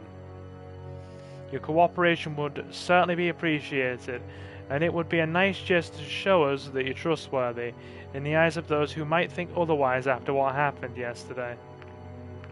I'll help you. I suppose I don't really have much choice here, but you're right. You've got to find Reza, and if that's what it takes, then I'll do it. Very well, let us go then. This is so random, but not in a bad way. Jonathan, why have you been murdering dragons? You're gonna have to tell me about that. On our way to the crime scene, he tried to prepare me for what would come. I had studied biology, so I was familiar with the sight of dead animals. Asking myself how similar this would be, I wondered if my reaction would be any different if it wasn't a dragon, but a human corpse I would be seeing. When we arrived, we were met by Sebastian, who gave us an overview of the whole situation. This morning, the victim was found by a delivery flyer for a restaurant. Blood loss from multiple wounds are the likely cause of death. Forensics was already here, so feel free to poke around. Jonathan's like, I'm being framed. For dragon's side. I'm innocent, I tell you, innocent. A few paces in front of us, the unfortunate victim lay on the ground, covered by a sheet to conceal the body. But not the large red stain beneath. We approached while Sebastian went off to deter any curious onlookers. Wait, so everyone is a dragon in this world? Correct. The world is largely similar to ours, in fact, almost identical to ours in every way. The only difference is they have completely sustainable energy sources and don't use friggin' pollutants and fossil fuels like we do. And also, everybody is a dragon. Those are the only two real differences here. I know it won't be pretty, and I'm sorry for putting you through this, but you know what's at stake here. Just remember what I told you, and you should be fine. Alright, are you ready? Just do it.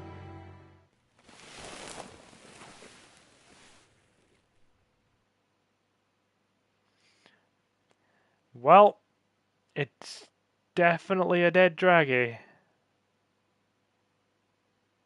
What do you think?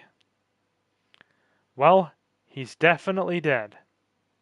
Yeah, R.I.P. Let's just say this will be a test, and tell me what you can deduce from what you see. Give it your best shot. What? Wait. There's investigation segments? Have they ripped off Danganronpa doing this?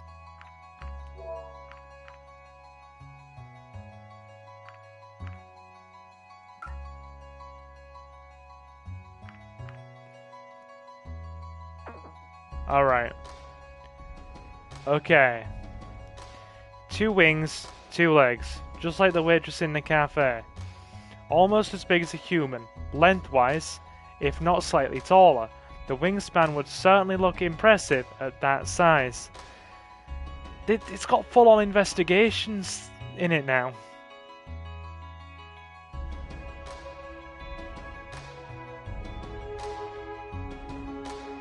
The wounds are kind of hard to miss. Yeah, there's like slash marks. True, but what are they telling you?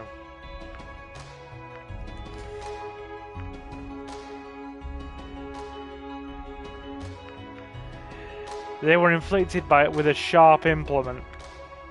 They were clean cuts, like from a knife or another sharp instrument. That is true, but why does this matter?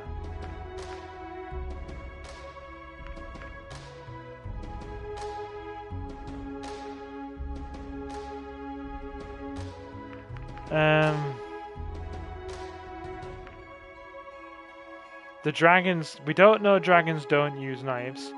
We don't know it could have... It could have only been someone with hands. That's right. Only those who walk on 2 legs have the proper dexterity to wield a knife efficiently. Most other dragons would probably just bite instead. Of course, that rules out most of the bigger dragons and flyers. But then, Reza has his. What was it called again? Sorry, but Reza still has his. What was it called again? You mean his gun? Yeah. If it was him, why would he kill someone with a knife rather than just use his gun on him? Okay, so guns are unfamiliar in the dragon world. Damn, this is deep. It's more than I was expecting. Being completely honest, I genuinely expected Novi was trolling me with this game. I genuinely expected Novi was just having a joke here, but there's actually a lot to this story. There really is. Right.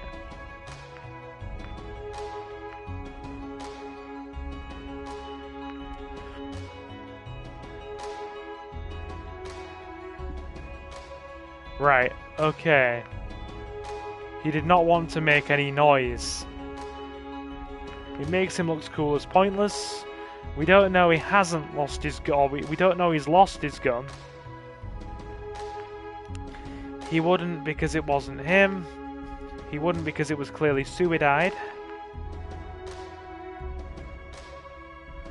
We'll say he did not want to make any noise. He did not want to make any noise. After all, he ran away from Maverick, trying to hide from the police. Something as loud as a gunshot would have easily given away his position and alerted others in the area. Right, that could be a good reason. By the way, which wound do you think was the lethal one? The one on his neck. I don't think something the size of a dragon would go down to wing wounds or chest wounds. It's got to be the neck. A lot of essential arteries in the neck if we're talking anatomy. You'd bleed out, choke on your own blood. Nasty. One on his neck. I think it was the one on his neck. That's right. If all the blood from it wasn't a giveaway, this is a stab wound. Characterized by a rather small footprint. You can tell it's also the deepest one. And from the location, it's pretty obvious this must have done tremendous damage. What else do you see? Well, there's a lot of blood.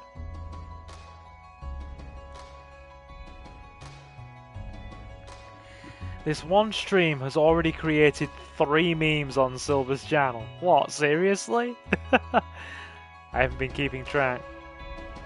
This was clearly a crime of passion. Did you want a scaly lover, Jonathan? Did you want to move from fur to scales? Were you transitioning over to newer, more bold horizons?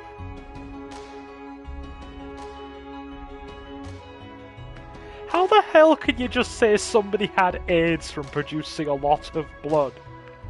This isn't blood, it's... Dude, it factually. looks like blood. Could we say he was a haemophiliac? Right. How do we know there's a wound on his back when he's on his back?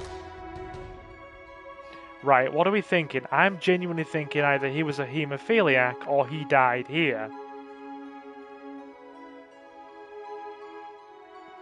I have no qualms when it comes to a willing participant, scaly or fluffy. Fair, fair. Alright, we'll drop another save.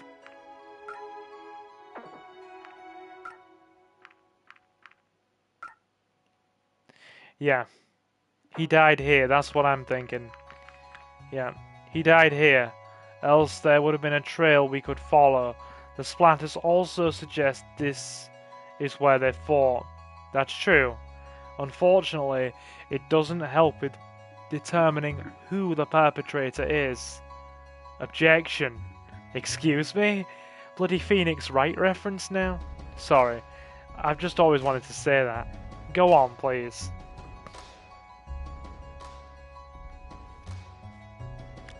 What about the blood on his muzzle? You tell me.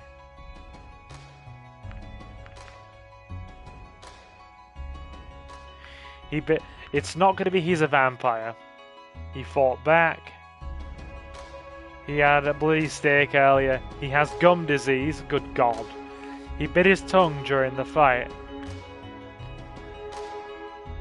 That is actually a very real possibility. We probably would be seeing more blood if that were the case, though. He fought back. It might be the perpetrator's blood. Yes, that is true.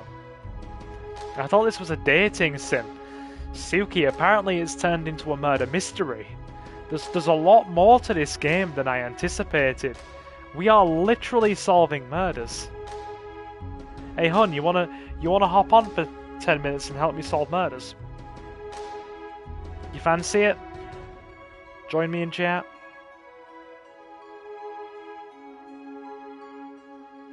We must earn the dating. I thought it was a freaking dating sim as well. I did. Silver never trusts me. You have nicely surprised me. Too busy on DOA Extreme 3 perving. You are dreadful. You're as bad as me. It's almost like we're together or something. Giggle, giggle. Anyway.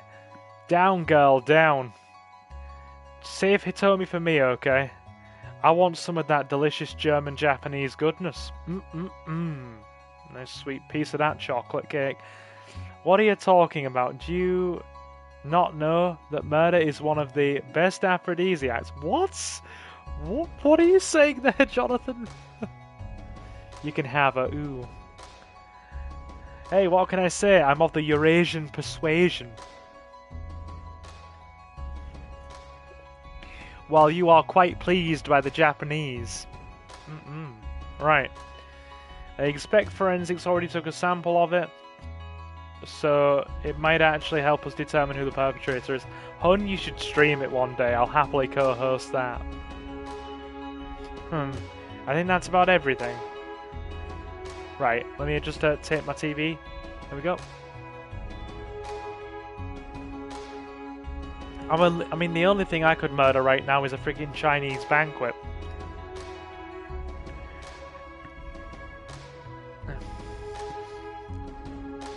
Jonathan says some murderers do it for the thrill, then after they've done it, the deed, they go back and do the... Oh, God. I'm not reading that out. I'm not reading that out. Investigation over.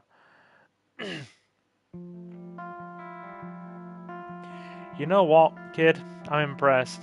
Maybe we should have you around more often. Investigator 1. Do well on the first investigation. You did well on the first investigation. Hey Chief, do you still need the witness here or anything? Sebastian approached the dragon who had discovered the body earlier. I recognized her as Aideen, the waitress from the cafe.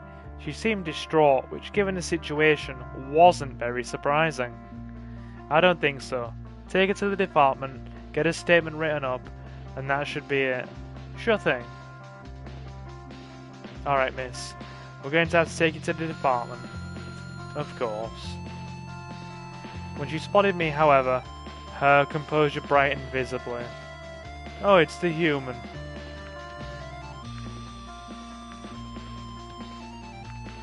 Well, go away, don't be mean to her. I have a name, you know. Well, I'm a human. Well, I'd call you by your name, but you never actually told me. It's Silver. What are you even doing here? Do you work for the police now? No, it's just a hobby. Oh, you.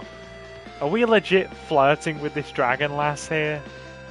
By the way, I didn't know you also did deliveries. I do a little bit of everything, really. That's nice. I loved my scrambled eggs yesterday. If you like it so much, why don't you take our number? We could deliver something to you next time if you don't want to come in. Thanks. Oh, cleared his throat. Sorry. I guess we should be going. Bye.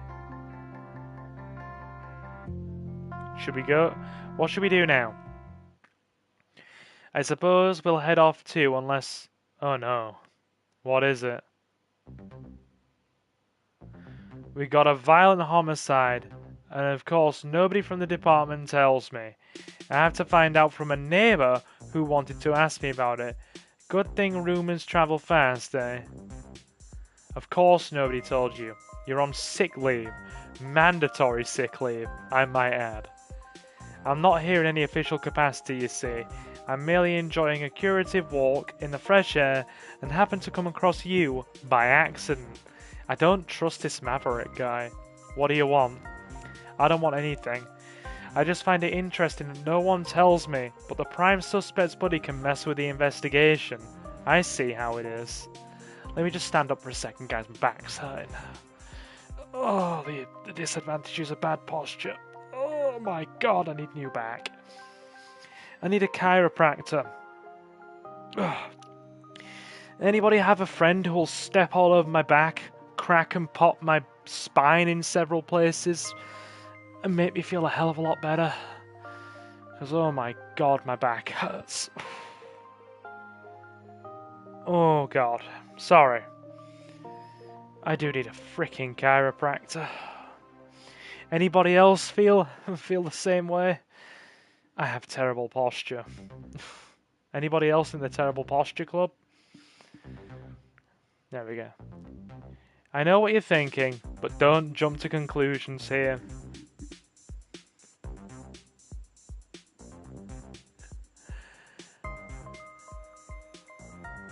Alright, Silver, can you give Bryce the Sean Connery voice? I doubt it. Leomon says, I can shove you over a trash can wet for Homer. Sorry, but no, I'll pass. I'm still here, guys. Yay, I'm glad you are, Mandy.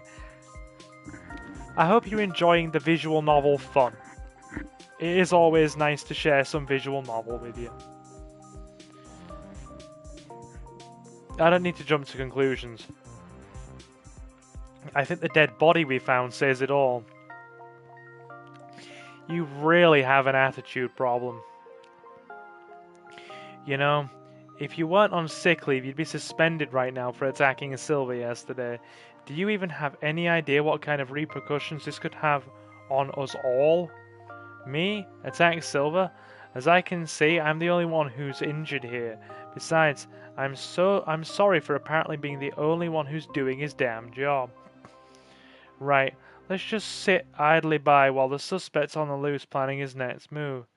You know, whatever it is Reza was talking about, he was going to tell me just before you showed up yesterday. I don't need to hear you, of all people, belittling me about this. What's your problem? If anything, I want to find him just as much as you do. Don't compare yourself to me. Your words mean nothing. Enough. You shouldn't even be here, so you'd better go now and get some rest before I have to take disciplinary action. Wait there. Glad you're enjoying it, Mandy? Yeah, like on YouTube, Silver is unpopular in Digimon World. Oh, sorry, Dragon World. I am not unpopular in Dragon World. Dragons love me. That dragon waitress wants a bit. And I'd totally give her a bit as well. I'm not picky. Any decent she-dragon, I'm happy. Scale or not, an a-hole is an a-hole. Can he even just do his own investigation like that? Well, as long as he doesn't interfere with us, we can't really stop him from doing things of his own free will. Or sorry, doing things in his own free time. I see. I suspect he won't adhere to the standards of performing an unbiased investigation, no. He's already made up his mind. It's clear to me he won't be looking for facts, just for evidence to support his own view in order to prove it to himself. To prove it to us or himself, who knows. Give me a second, I have an itchy ear. Let me just itch my ear. Hold on.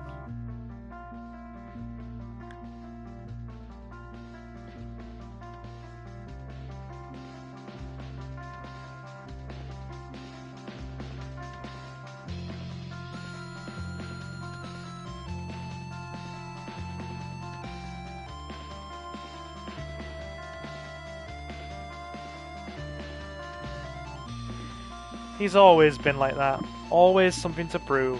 We'll have to be careful. He'll be looking for Razor soon enough.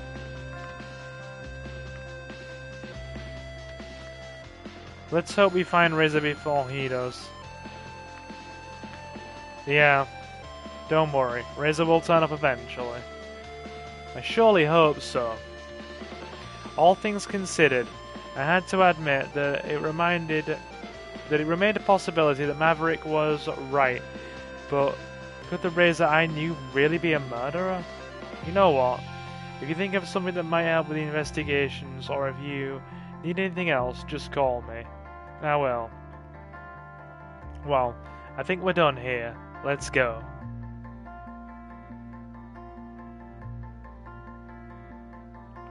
Bryce led me back to the apartment.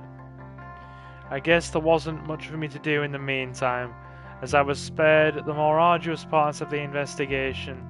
Maybe I should have been glad about this, though now I had an afternoon to fill.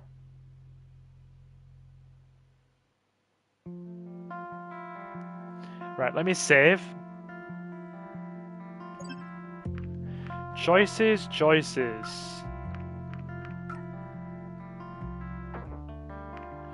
Okay, we'll meet with Anna.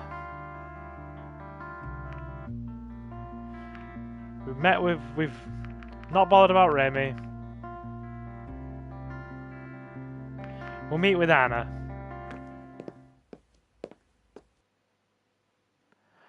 Okay. She told me to meet her here, so she's gotta be around somewhere. The production facility had many different wings, covering everything from research to processing. In addition to production, it was easy to get lost if you didn't know where you were going. I heard some commotion in the distance, and when I approached, I was surprised to see not only Anna, but Remy as well. They seemed to be in the middle of a heated conversation. I thought it would be inappropriate to approach now, so I remained several paces back, out of their field of vision, but close enough to be able to make out their words. We've heard the rumours. So you come to me on the basis of rumours? Is that how you operate? What do you want from me?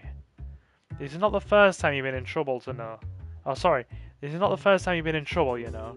It's our Pinky. Indeed, Leomon, it's our Pinky. They might not be so lenient with you this time. I don't know what you're talking about. Consider this a warning. You should proceed carefully for your own good. And I have to sneeze. Right, very good. I had to mute there.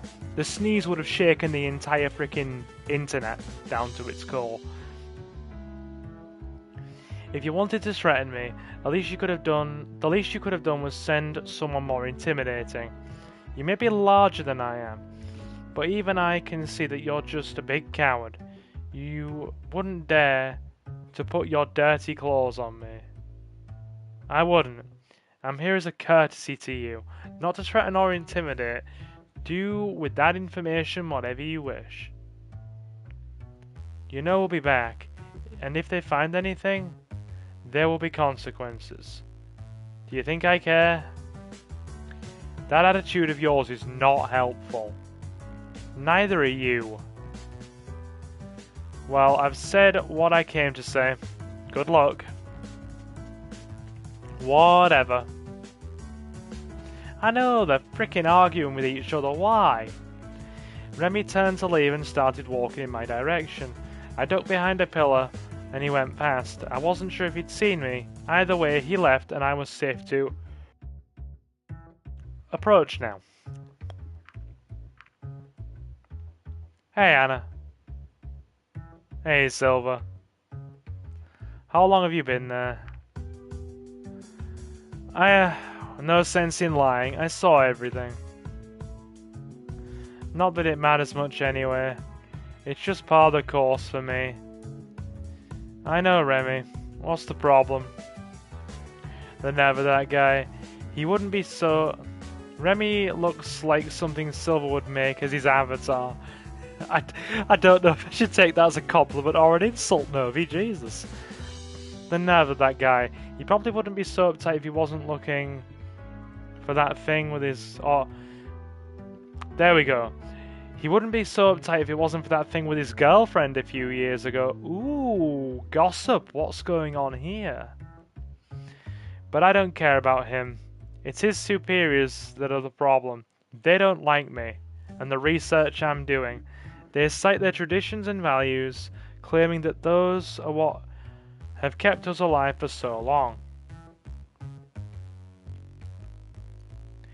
If anything were to change, it would obviously fracture the base this society is built on, cause it all to collapse, tear apart families, and allow all hell to break loose. At least if you believe those old-timers who keep repeating these phrases. And all of that nonsense because of my research. Valuable research that could save lives, mind you. What kind of research are we talking about? I could show you sometime, but we're here to have fun, right? I thought you wanted to show me, since you said we're both in biology and all that. Sure. But after doing this all day, you'll have to excuse me for not wanting to talk about it even more. Wasting my time with that guy was just another setback. Not that I don't already have more... Sorry, not that I don't already more... Not that I don't already have more than enough work to do. Even right now, I'm supposed to... Hold on. Novi's message just cut off my my frickin' chat. Supposed to be working overtime.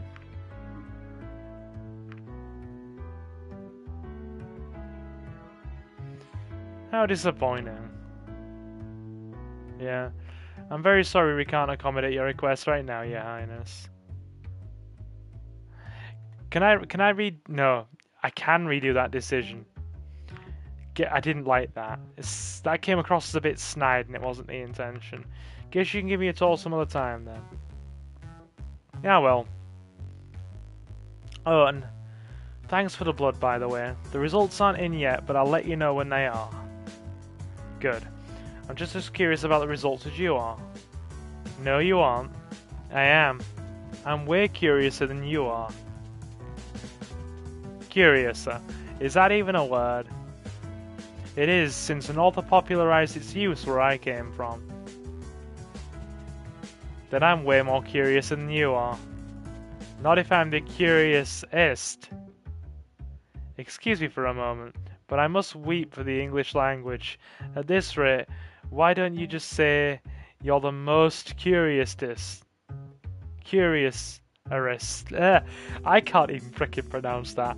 Most curious-erest. I'm not sure. I'm not a linguist. Are you? Not exactly, but I have a way with words. My tongue is quite skilled, or so I hear. Some might even say cunning. In any case, if you have to work overtime today, does that mean I should wait for you, or do you want me to come back another time? Neither. I think my break should start right about now.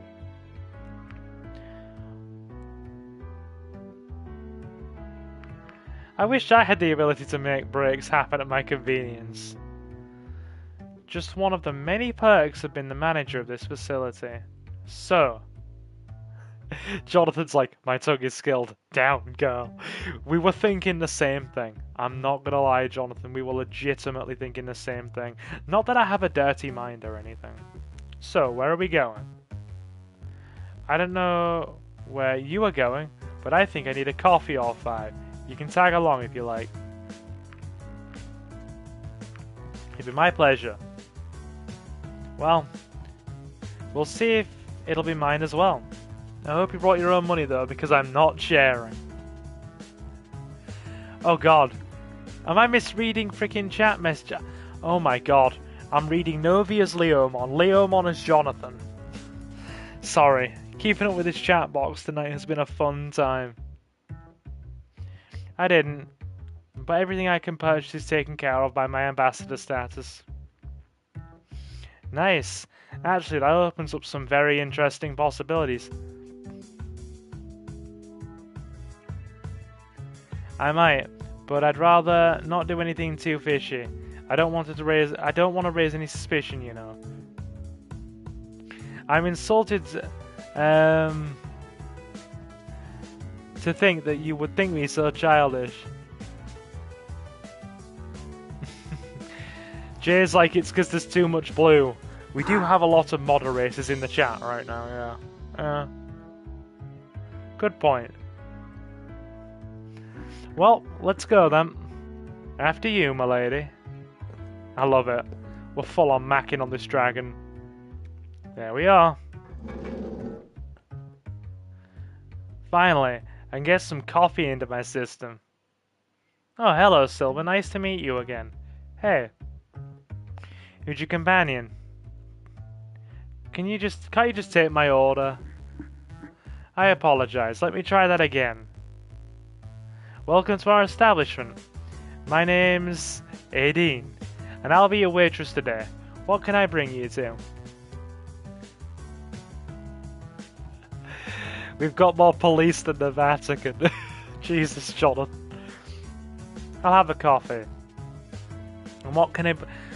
Thank you. And what can I bring the esteemed gentle person on the other side of the table? I'll have a soda. No problem. I'll be right back. I don't drink during the day. Unless it's Christmas, family gathering, a birthday, or some kind of social gathering.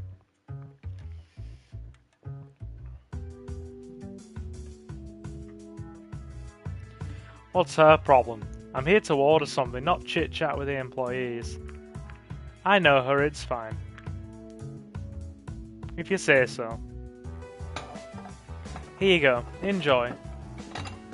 Silver with 2 girls. I'm not even going to justify that statement with a response, Novi. It's not going to happen. Here you go, enjoy.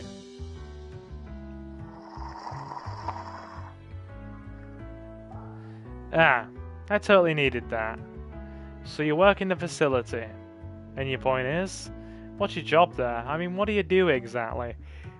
We do all kinds of things.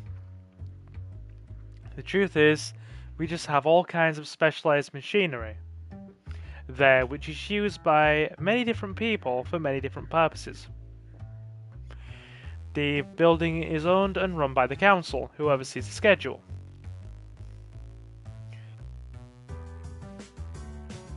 It's quite handy, since you can go from research to testing and even manufacturing all in the same complex.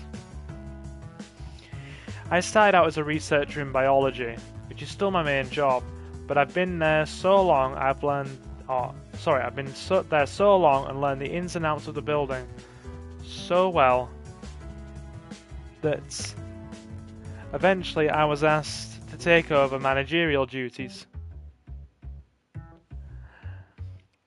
When are the dragons going to breathe fire? It doesn't seem like they're the fire-breathy sorts, to my knowledge. Anyway, let's keep on keeping on, shall we? Sure, it means more work, but it also allows me to run a personal project every once in a while. Does that sate your curiosity?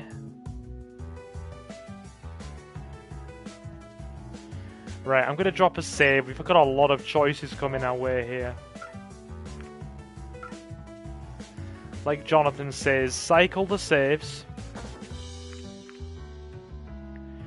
I've only seen glimpses, but it already sounds like a fascinating place. I'm not sure I'd go as far as to call it fascinating, but it sure does give me a lot of opportunities. Oh, I forgot to ask you what you actually plan to do with my blood and the test results. What is this, an interrogation?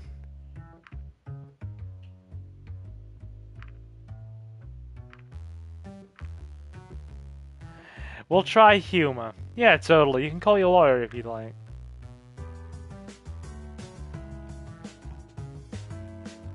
Maybe I should. I'll tell you hit me, then super damages.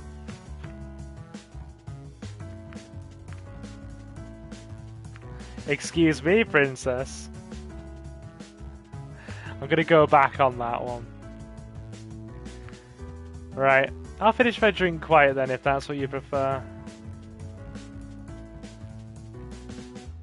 Sorry, I'm just stressed from all the work lately. I'm not getting much respite between my regular work, overtime, personal projects, and other disturbances like that Remy sticking his nose where it doesn't belong. What do you usually do in your free time? Having good work-life balance is very important, you know. Indeed it is. It really is. That was a Legend of Zelda reference. I've heard "Excuse me, princess" everywhere, Leomon. I love my job. I really do. Actually, I love it so much that even in my free time I still do things that have to do with biology. As I said, I've got the opportunity to do my own projects sometimes, so that's what I focus on when I get the chance. It would be a shame to pass up an opportunity like that without using it. With the current influx of work, I rarely leave the facility if I'm not eating or sleeping. Even right now, I'm on break and have to go back for another shift. Novi says, poor Remy, he is like me, always bullied. I wouldn't say that necessarily. Maybe you should do something else for a change. Maybe, but right now, that's not really an option. It would help if the council weren't constantly sending their lackeys to mess with me. So that wasn't the first time? No, I suppose I'm on their watch list or something. Why is that? It's a long story, and not one for a first date. So you're saying this is a date? Hey chat, we're in there. No, I'm saying that even if it was a date, which would be more than whatever this is, it wouldn't be very appropriate. Stories about work aren't very romantic. Stories about work with you. Come on, you're on break. Maybe we should do something to take your mind off all that for once. Like what? I'm not sure. Do you have any other hobbies? Not really. Hey, waitress. She just dumped you. Do you have anything here to entertain our guests? Any games or other distractions? I'm not sure. Let me go check. Jonathan's like, hallelujah, we're gonna get the people.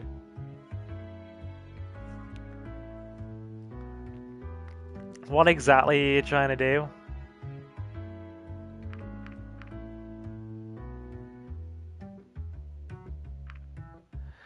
I'm being cute and spontaneous? I like that.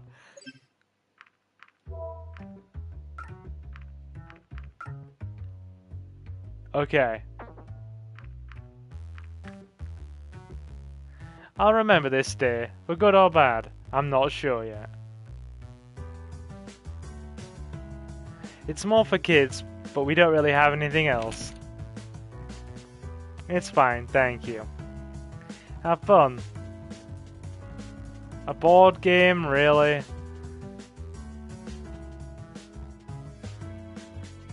I know it's not Kaczynski's textile merchant, but I suppose it's better than nothing.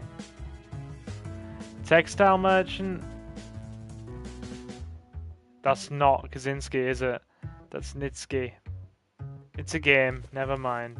Well, I'm not convinced that this will accomplish anything. Watching silver streams can be good or bad for you. Matter of personal preference, I suppose, Novi.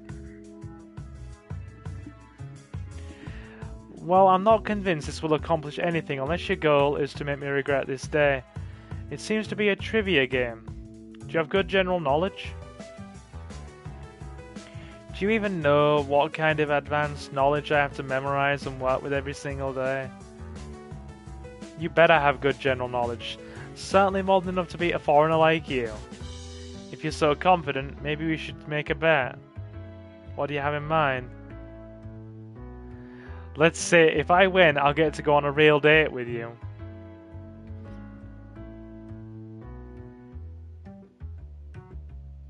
Jesus, this is moving quick. No fitting me in during your break, no complaining about anything, or no complaining about everything, and no acting as if you're doing me a favour, especially because it was you who wanted to meet me in the first place. And if I win, I'll have you come in sometime so I can run more tests on you. Go on, our son. I'm with Leomon on this. Alright, let's not fluff it up. Alright. Since it was your idea, it's only fair that I start. So how does this work? It seems to be pretty simple. We take turns drawing cards and asking questions until we're both asked a number that we agree on beforehand. Whoever gets more right in the end wins. How many questions shall it be then? How about 5? Let's make it 3. I'm not sure how long this will take, and my break won't be for too long either. Alright, go ahead then. I saw mischief in her eyes, her stare piercing. Paired with the hint of an arrogant smirk that exposed her anticipation. She seemed confident that she would win, and loved every second of it. Slowly, her hand went to the deck of cards and drew the topmost. Oh god, it's an actual game, and we're playing it. Who is cited as one of the most important historians, his work spanning over 20 books, credited with mapping out our entire history since the beginning of sentience.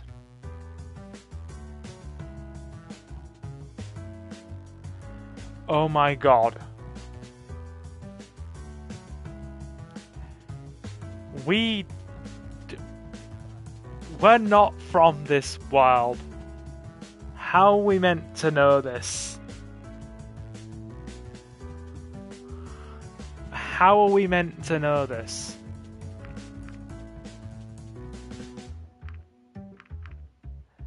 Damien Dandelion, Otomo Izumi, Hazik Akil.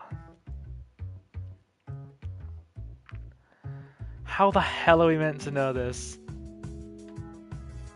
I did read the books.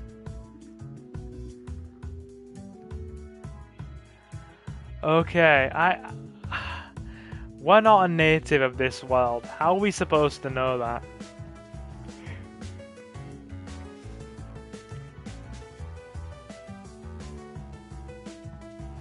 I'm sure it was Hazika Keel.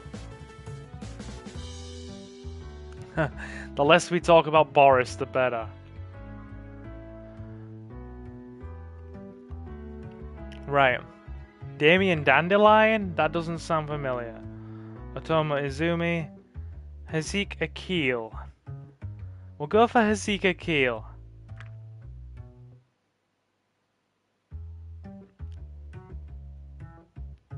How could you even know something like that?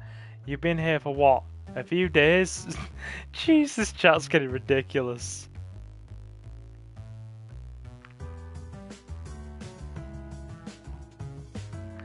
Maybe you shouldn't underestimate me.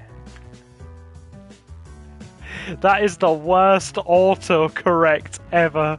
Oh my goodness, Leomon, I'm so sorry. Let's see how you fare again with your first question. Bring it. How far can you walk into the woods? Only until the middle. Everything after that, and you're walking out of the woods again. You're right. That's a rather weird question, though. I suppose I read the right kinds of books growing up. I know most of those trick questions. Let's see what the second question has in store for you, shall we? Here we go.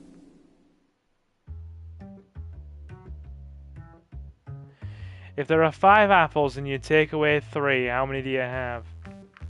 2, obviously. That's simple mathematics.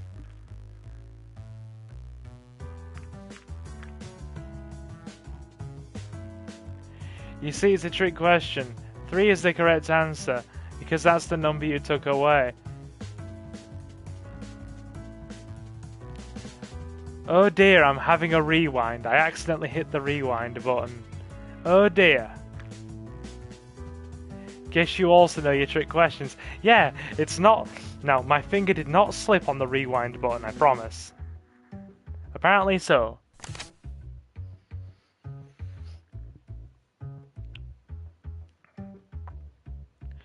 Here's your question. In which year of our timeline did we gain sentience?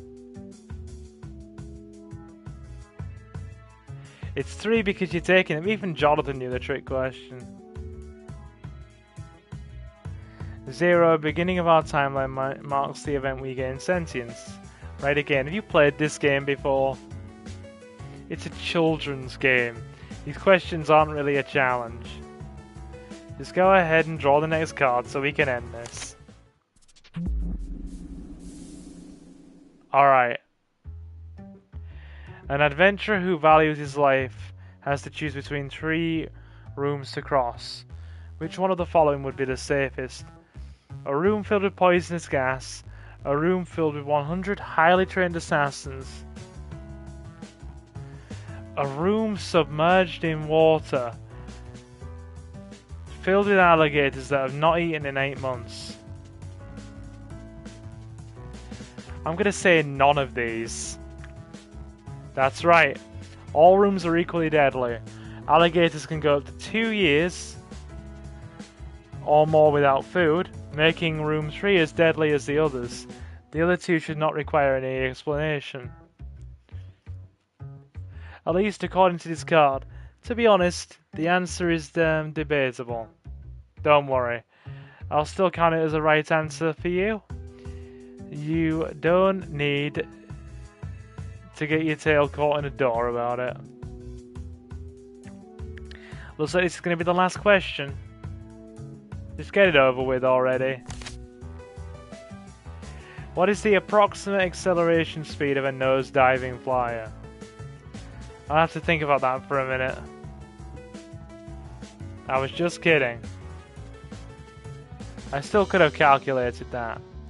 Okay, here's the real question. What is the only substance known to be lighter in its solid form compared to its liquid state? Water. That seems to be correct. Of course it is, duh. You answered Anna's questions correctly. We didn't hit the back button at any point on that. There was no such thing as a back button. I want to see where this goes, hence why I'm pushing it like I am. I'm curious. I just don't want to miss out on the chance to date the hot draggy lass. Yeah, okay, Novi, I may have cheated the little test, but I do want to date the hot draggy lass.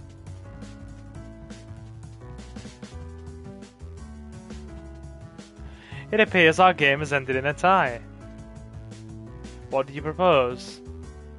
I say we both get our rewards. After all, we each made a good effort to get them. That's fine with me. I won't have a spot in the facility to do the test for a while though, so I suppose next time we meet it'll be a date. Don't forget what I said earlier about what I expect from you. But Silver, aren't all draggy lasses hot? I mean, yeah, they probably breathe fire, but I'm not overthinking this. I'm not even repeating what you just said in chat there, Novi, I'm not. What I expect from you on this date, you better be on your best behaviour. I'll try. Thank you. In any case, I should head back to work. My break is just about... Oh, sorry, it's just about over. See you soon, then. Of course. And I'll make sure you deliver your part of the deal. See you soon. I'm actually having quite a bit of fun with this. I'm having quite a bit of fun with this. I really am. Despite all the odds, I managed to match a perfect score in the game we played.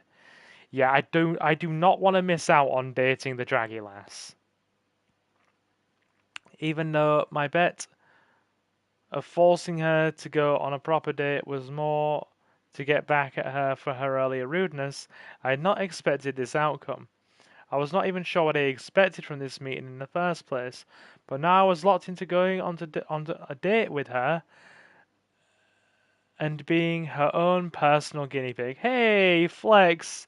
Sup, my guy? Sup, my guy? We're playing a game about dragons of all things tonight, my guy. Pull up a seat, slam the like button. We're going for about another 20 minutes, and then we're ending. So thanks for stopping in, my guy. And then after this, we're going to probably be playing some more Resident Evil and starting the PS2 version of GTA San Andreas. So thanks for stopping in. Whether anything good would come of this, I wasn't sure either. Indeed, dragons. It is a game about dragons. How have you been, Flex? Hope life's treating you well.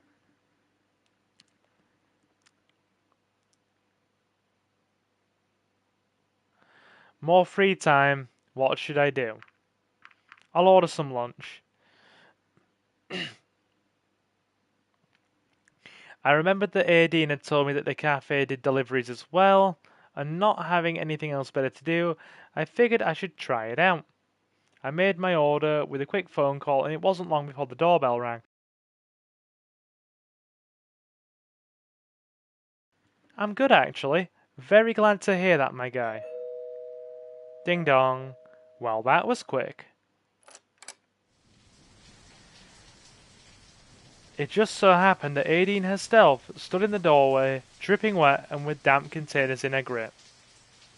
Oh, oh, bless her! I feel so sad.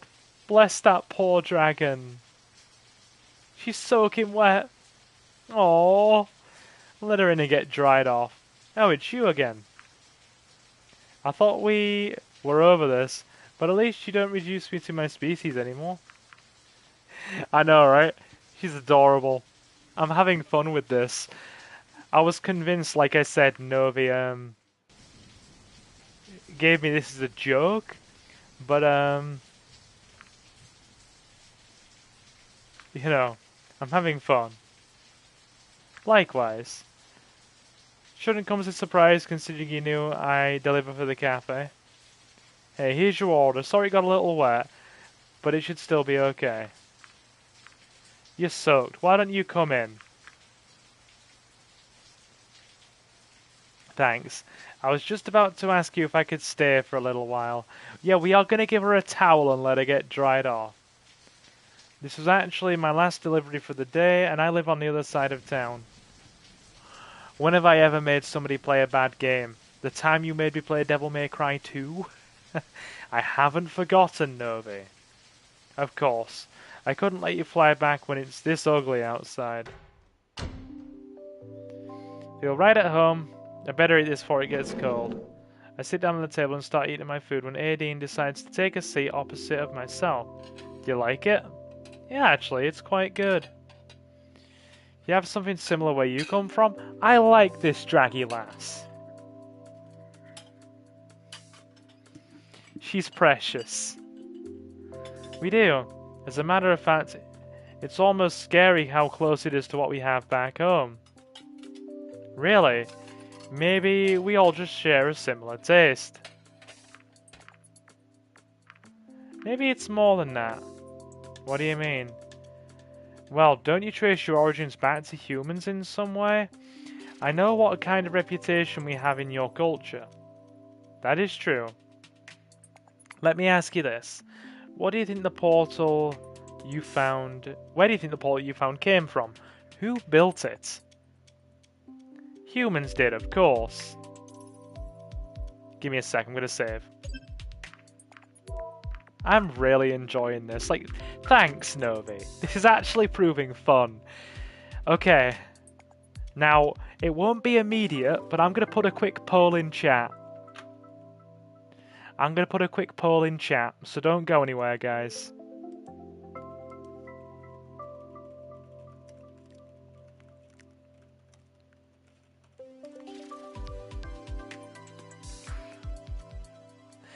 Okay, there we go. Chat, you decide. Should we play more Angels with Scaly Wings? Are you enjoying yourselves? I'll let that poll run for a few minutes, and you guys can decide. Like I said, we'll be playing it between things like GTA and Resident Evil, but I'm happy to play some more of it if you folks are enjoying this. Like, legitimately, I will do more. Because I'm having a good time here. I am. Okay. Exactly. If you believe humans had something to do with an artifact created who knows how many years ago, it wouldn't be a stretch to think they could have also influenced you in other ways.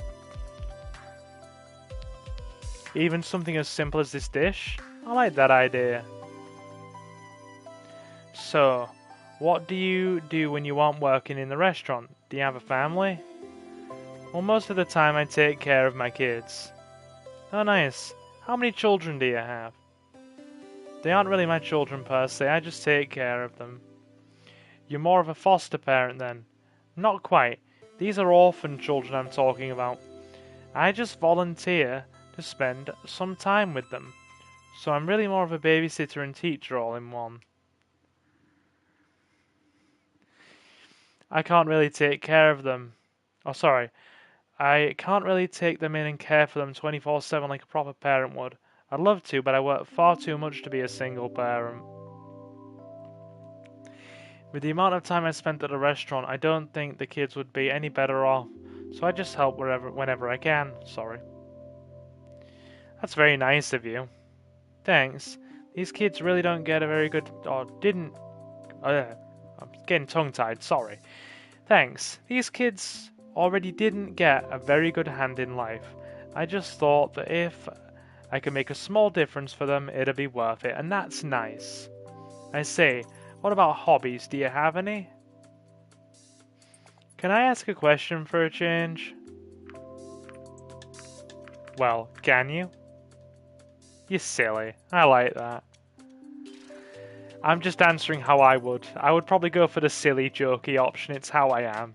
I'm nothing but lightheartedness and crude humor a lot of the time. When I'm in chill mode, at least. And I like this Aideen lass. She's precious. Well, I don't really know much about you. Actually, I'm not sure if there is anyone here who does. What would you like to know? What did you do before you came here? Nothing special. Really, I mean, I have my degrees, but this is the first time I did something that was actually related to them. The work I did previously was just to keep afloat. I know what you mean. I suppose it's my turn again. So tell me about your... Can confirm. Oh dear, Jonathan. I want to give you a bro fist and a pat on the back. You're a trooper. You're a bloody trooper, man. So, tell me about your hobbies. I watched your theatre show last month, dude. You put your heart in that. Okay. Right. The one I enjoy most is probably flying. Just flying? Well, not just flying. I do aerobatics, or stunt flying. I've been doing that on and off for a couple of years now. That sounds fun.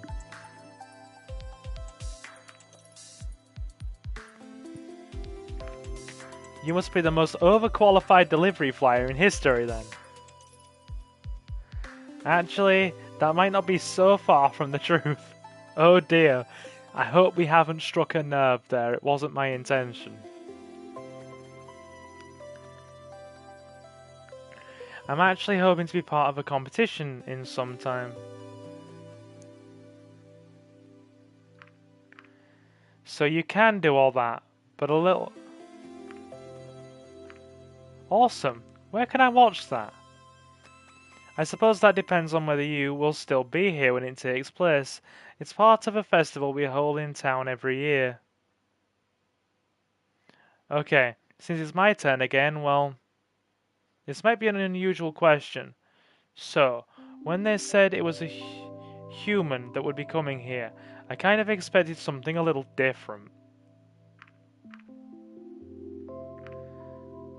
Well, what did you expect? I'm not sure exactly, but they do say it was humans that made us who we are today. You don't seem so different from us, though. I mean, yeah, you look different from us, but you're not really anything like some of the things that have been said about your kind. I could say the same about you. Really? Yeah, we have plenty of myths about dragons. Like what? Dragons are noble creatures. They are often cited as a symbol of power and strength, but also one of wisdom, possessing an intellect that has no equal. They are noble creatures, and their depictions enjoy an almost universal appeal. I could get used to that, though it would be nicer if it were all true. To be honest, I don't know if it's such a good idea to generalize that like that, even if it's good things you're saying about us. We're all different, you know, and it's not all of us, and not all of us are nice.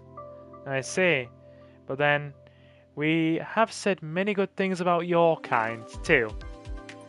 Well, no matter what you might think about humans, I can assure you that I am in no way special or supernatural. I disagree with that. Why?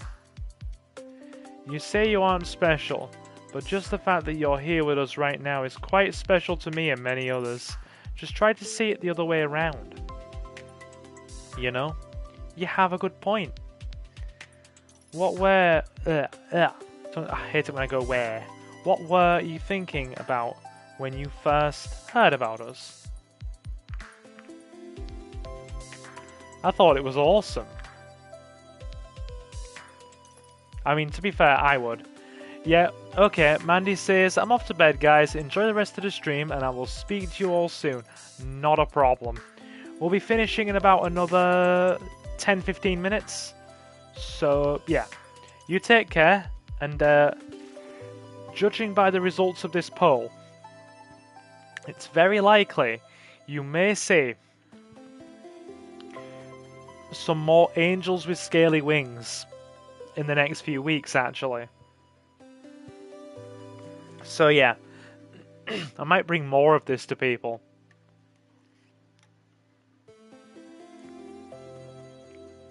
Aideen is Mandy. I'm getting friendly vibes all round. I thought making a discovery like this was just awesome. Many people would love to have the opportunity I had by coming here. See? It's not that one-sided after all, so don't be surprised if some of us feel the same way. And it's not just the discovery of you dragons. We found a portal to an entirely different world. I voted. Very, very nice. And yeah, that poll is definitely looking very positive for more angels with scaly wings. I'll let it run until we end the stream, but it's looking very positive. We still haven't figured that one out. Neither have we. I'm sure we'll find out soon enough. By the way, interesting selection of books you have there. Draconic Desire. Ixom and Sphere. Are these yours? No, they were here when I moved in. Have you read any of them? I did read Sheridan and the Scepter of Sovereignty. How did you like it? It was I loved it. I see. Oh, you got Prince of Prayer. You should totally read that one. You think so? Why is that? It's not just an interesting story. It's based on true events. The author is so right when he says there's a lot we can learn from what happened back then.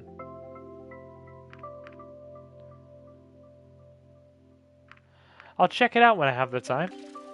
Let me know when you do. I'd be interested in hearing what you have to say about it. Alright, since you asked about my family earlier, I'm going to do the same thing. Is there a Mr. or Mrs. Silver waiting for you? Or back home waiting for you? Is the delivery girl flirting with us now? Oh god, I'm so down for this. I'm so down for some delivery girl. No, can't say there is. How about a potential Mr. or Mrs. Silver then? Are you looking to date someone? Yeah? Oh. It's a shame you can't be with them now then. Or are you talking about somebody you met here? Should we just go all in, chat? Should we just go all in? I'm not against going all in. Go on then, we'll say yeah. Oh my. Would it happen to be someone I know? Go on then. Yeah. Well, who is it? I say yay. I'm not sure how many questions that was, but I'm sure it's not your turn anymore. Are we even still playing this game? Just having fun. You and me both. You know, why don't we make this a little more interesting while we're at it? What do you suggest? Truth or dare? What's that? Jonathan, for God's sake. Oh my god, you're slaying me. Jonathan's like, your pee-pee is currently dry and you want your pee-pee wet. Oh, my cousin did used to say every hole is a goal when I was a younger Silver growing up. Does Draggy count? Does Draggy count? We continue asking questions, but if one of us doesn't want to answer the question, we have to do something the other person tells us to. Right, I'm gonna save this. I'm gonna follow this through until the end of Truth or Dare, or the end of this little segment, and then we'll end. I'm enjoying this. Suki's like, Jackie, touch my pee-pee. I think we might just keep this up. I don't even know what kind of dare I would make you do. It would be something that would make me uncomfortable, or something you'd like to see me do. Anything? Well, keep in mind that revenge might come... Oh, sorry. Keep in mind that revenge might be coming quicker than you think, so don't ask someone for anything you don't or you wouldn't do yourself. Got it. So who's first? You asked the last few questions, so it's only fair I start. Alright.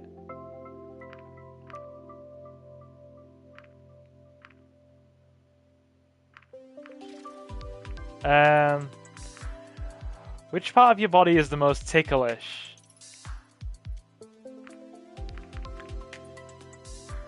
Probably my sides. Good to know. You wouldn't misuse that knowledge, would you? Of course not. Since it's my turn now, what is your greatest wish?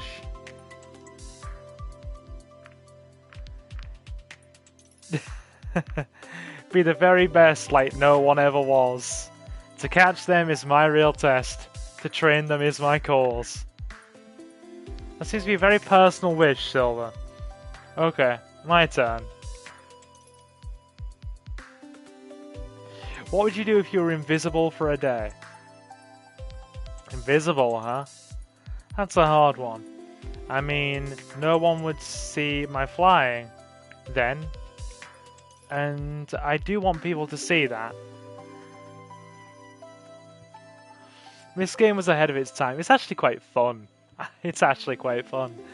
But with that question, it's more about what you would do if you had the opportunity to do something without getting caught, like something mischievous or criminal. Huh. I know what I would do. I'd check out the building they found along with the portal. What building? Didn't you hear about that? They found a whole building along with the portal. It's actually underground, and they have it heavily guarded with a team of archaeologists. Hold on. While a team of archaeologists works on it, I think it might contain many secrets and answers about the portal and where it came from. Interesting. I think I'd like to check that out as well. If you knew the world was about to end, what would you do?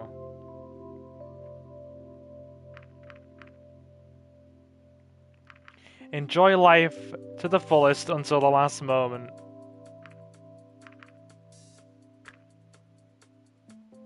Going out with a bang, huh? Go on. We're gonna go for it. We're gonna woo the draggy girl.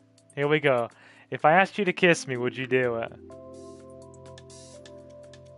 Is that your question, or is that already a dare? A question. I just couldn't think of anything better. Well, then my answer would be no. I don't kiss just anyone, you know. However, if it were a dare, my answer might be different. Alright, so for those... Wait there.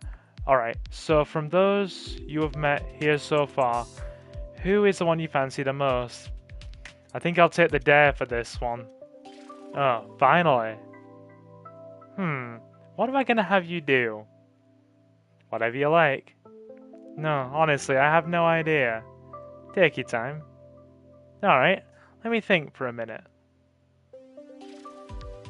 No, looks like it's getting late. Wait, what time is it? Oops. Seems like I've been here longer than I thought.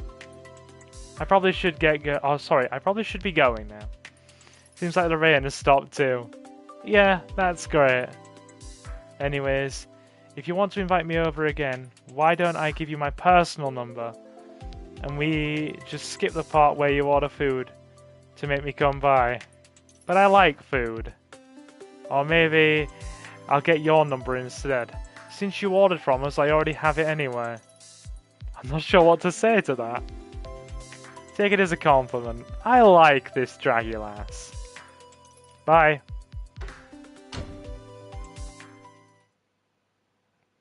She was gone as quickly as she had appeared, but given her enthusiasm, I doubted that was the last time I would hear from her.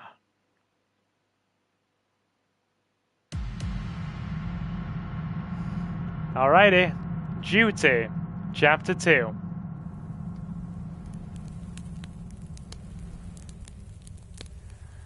Awesome. So that's the first chapter dealt with. I mean, I reckon, given how long we've been going, this is actually a really, really good place to finish this, I reckon.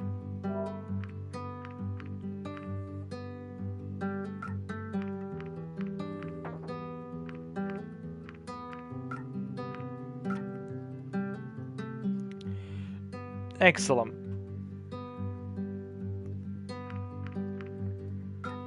I'm quite happy with our progress here.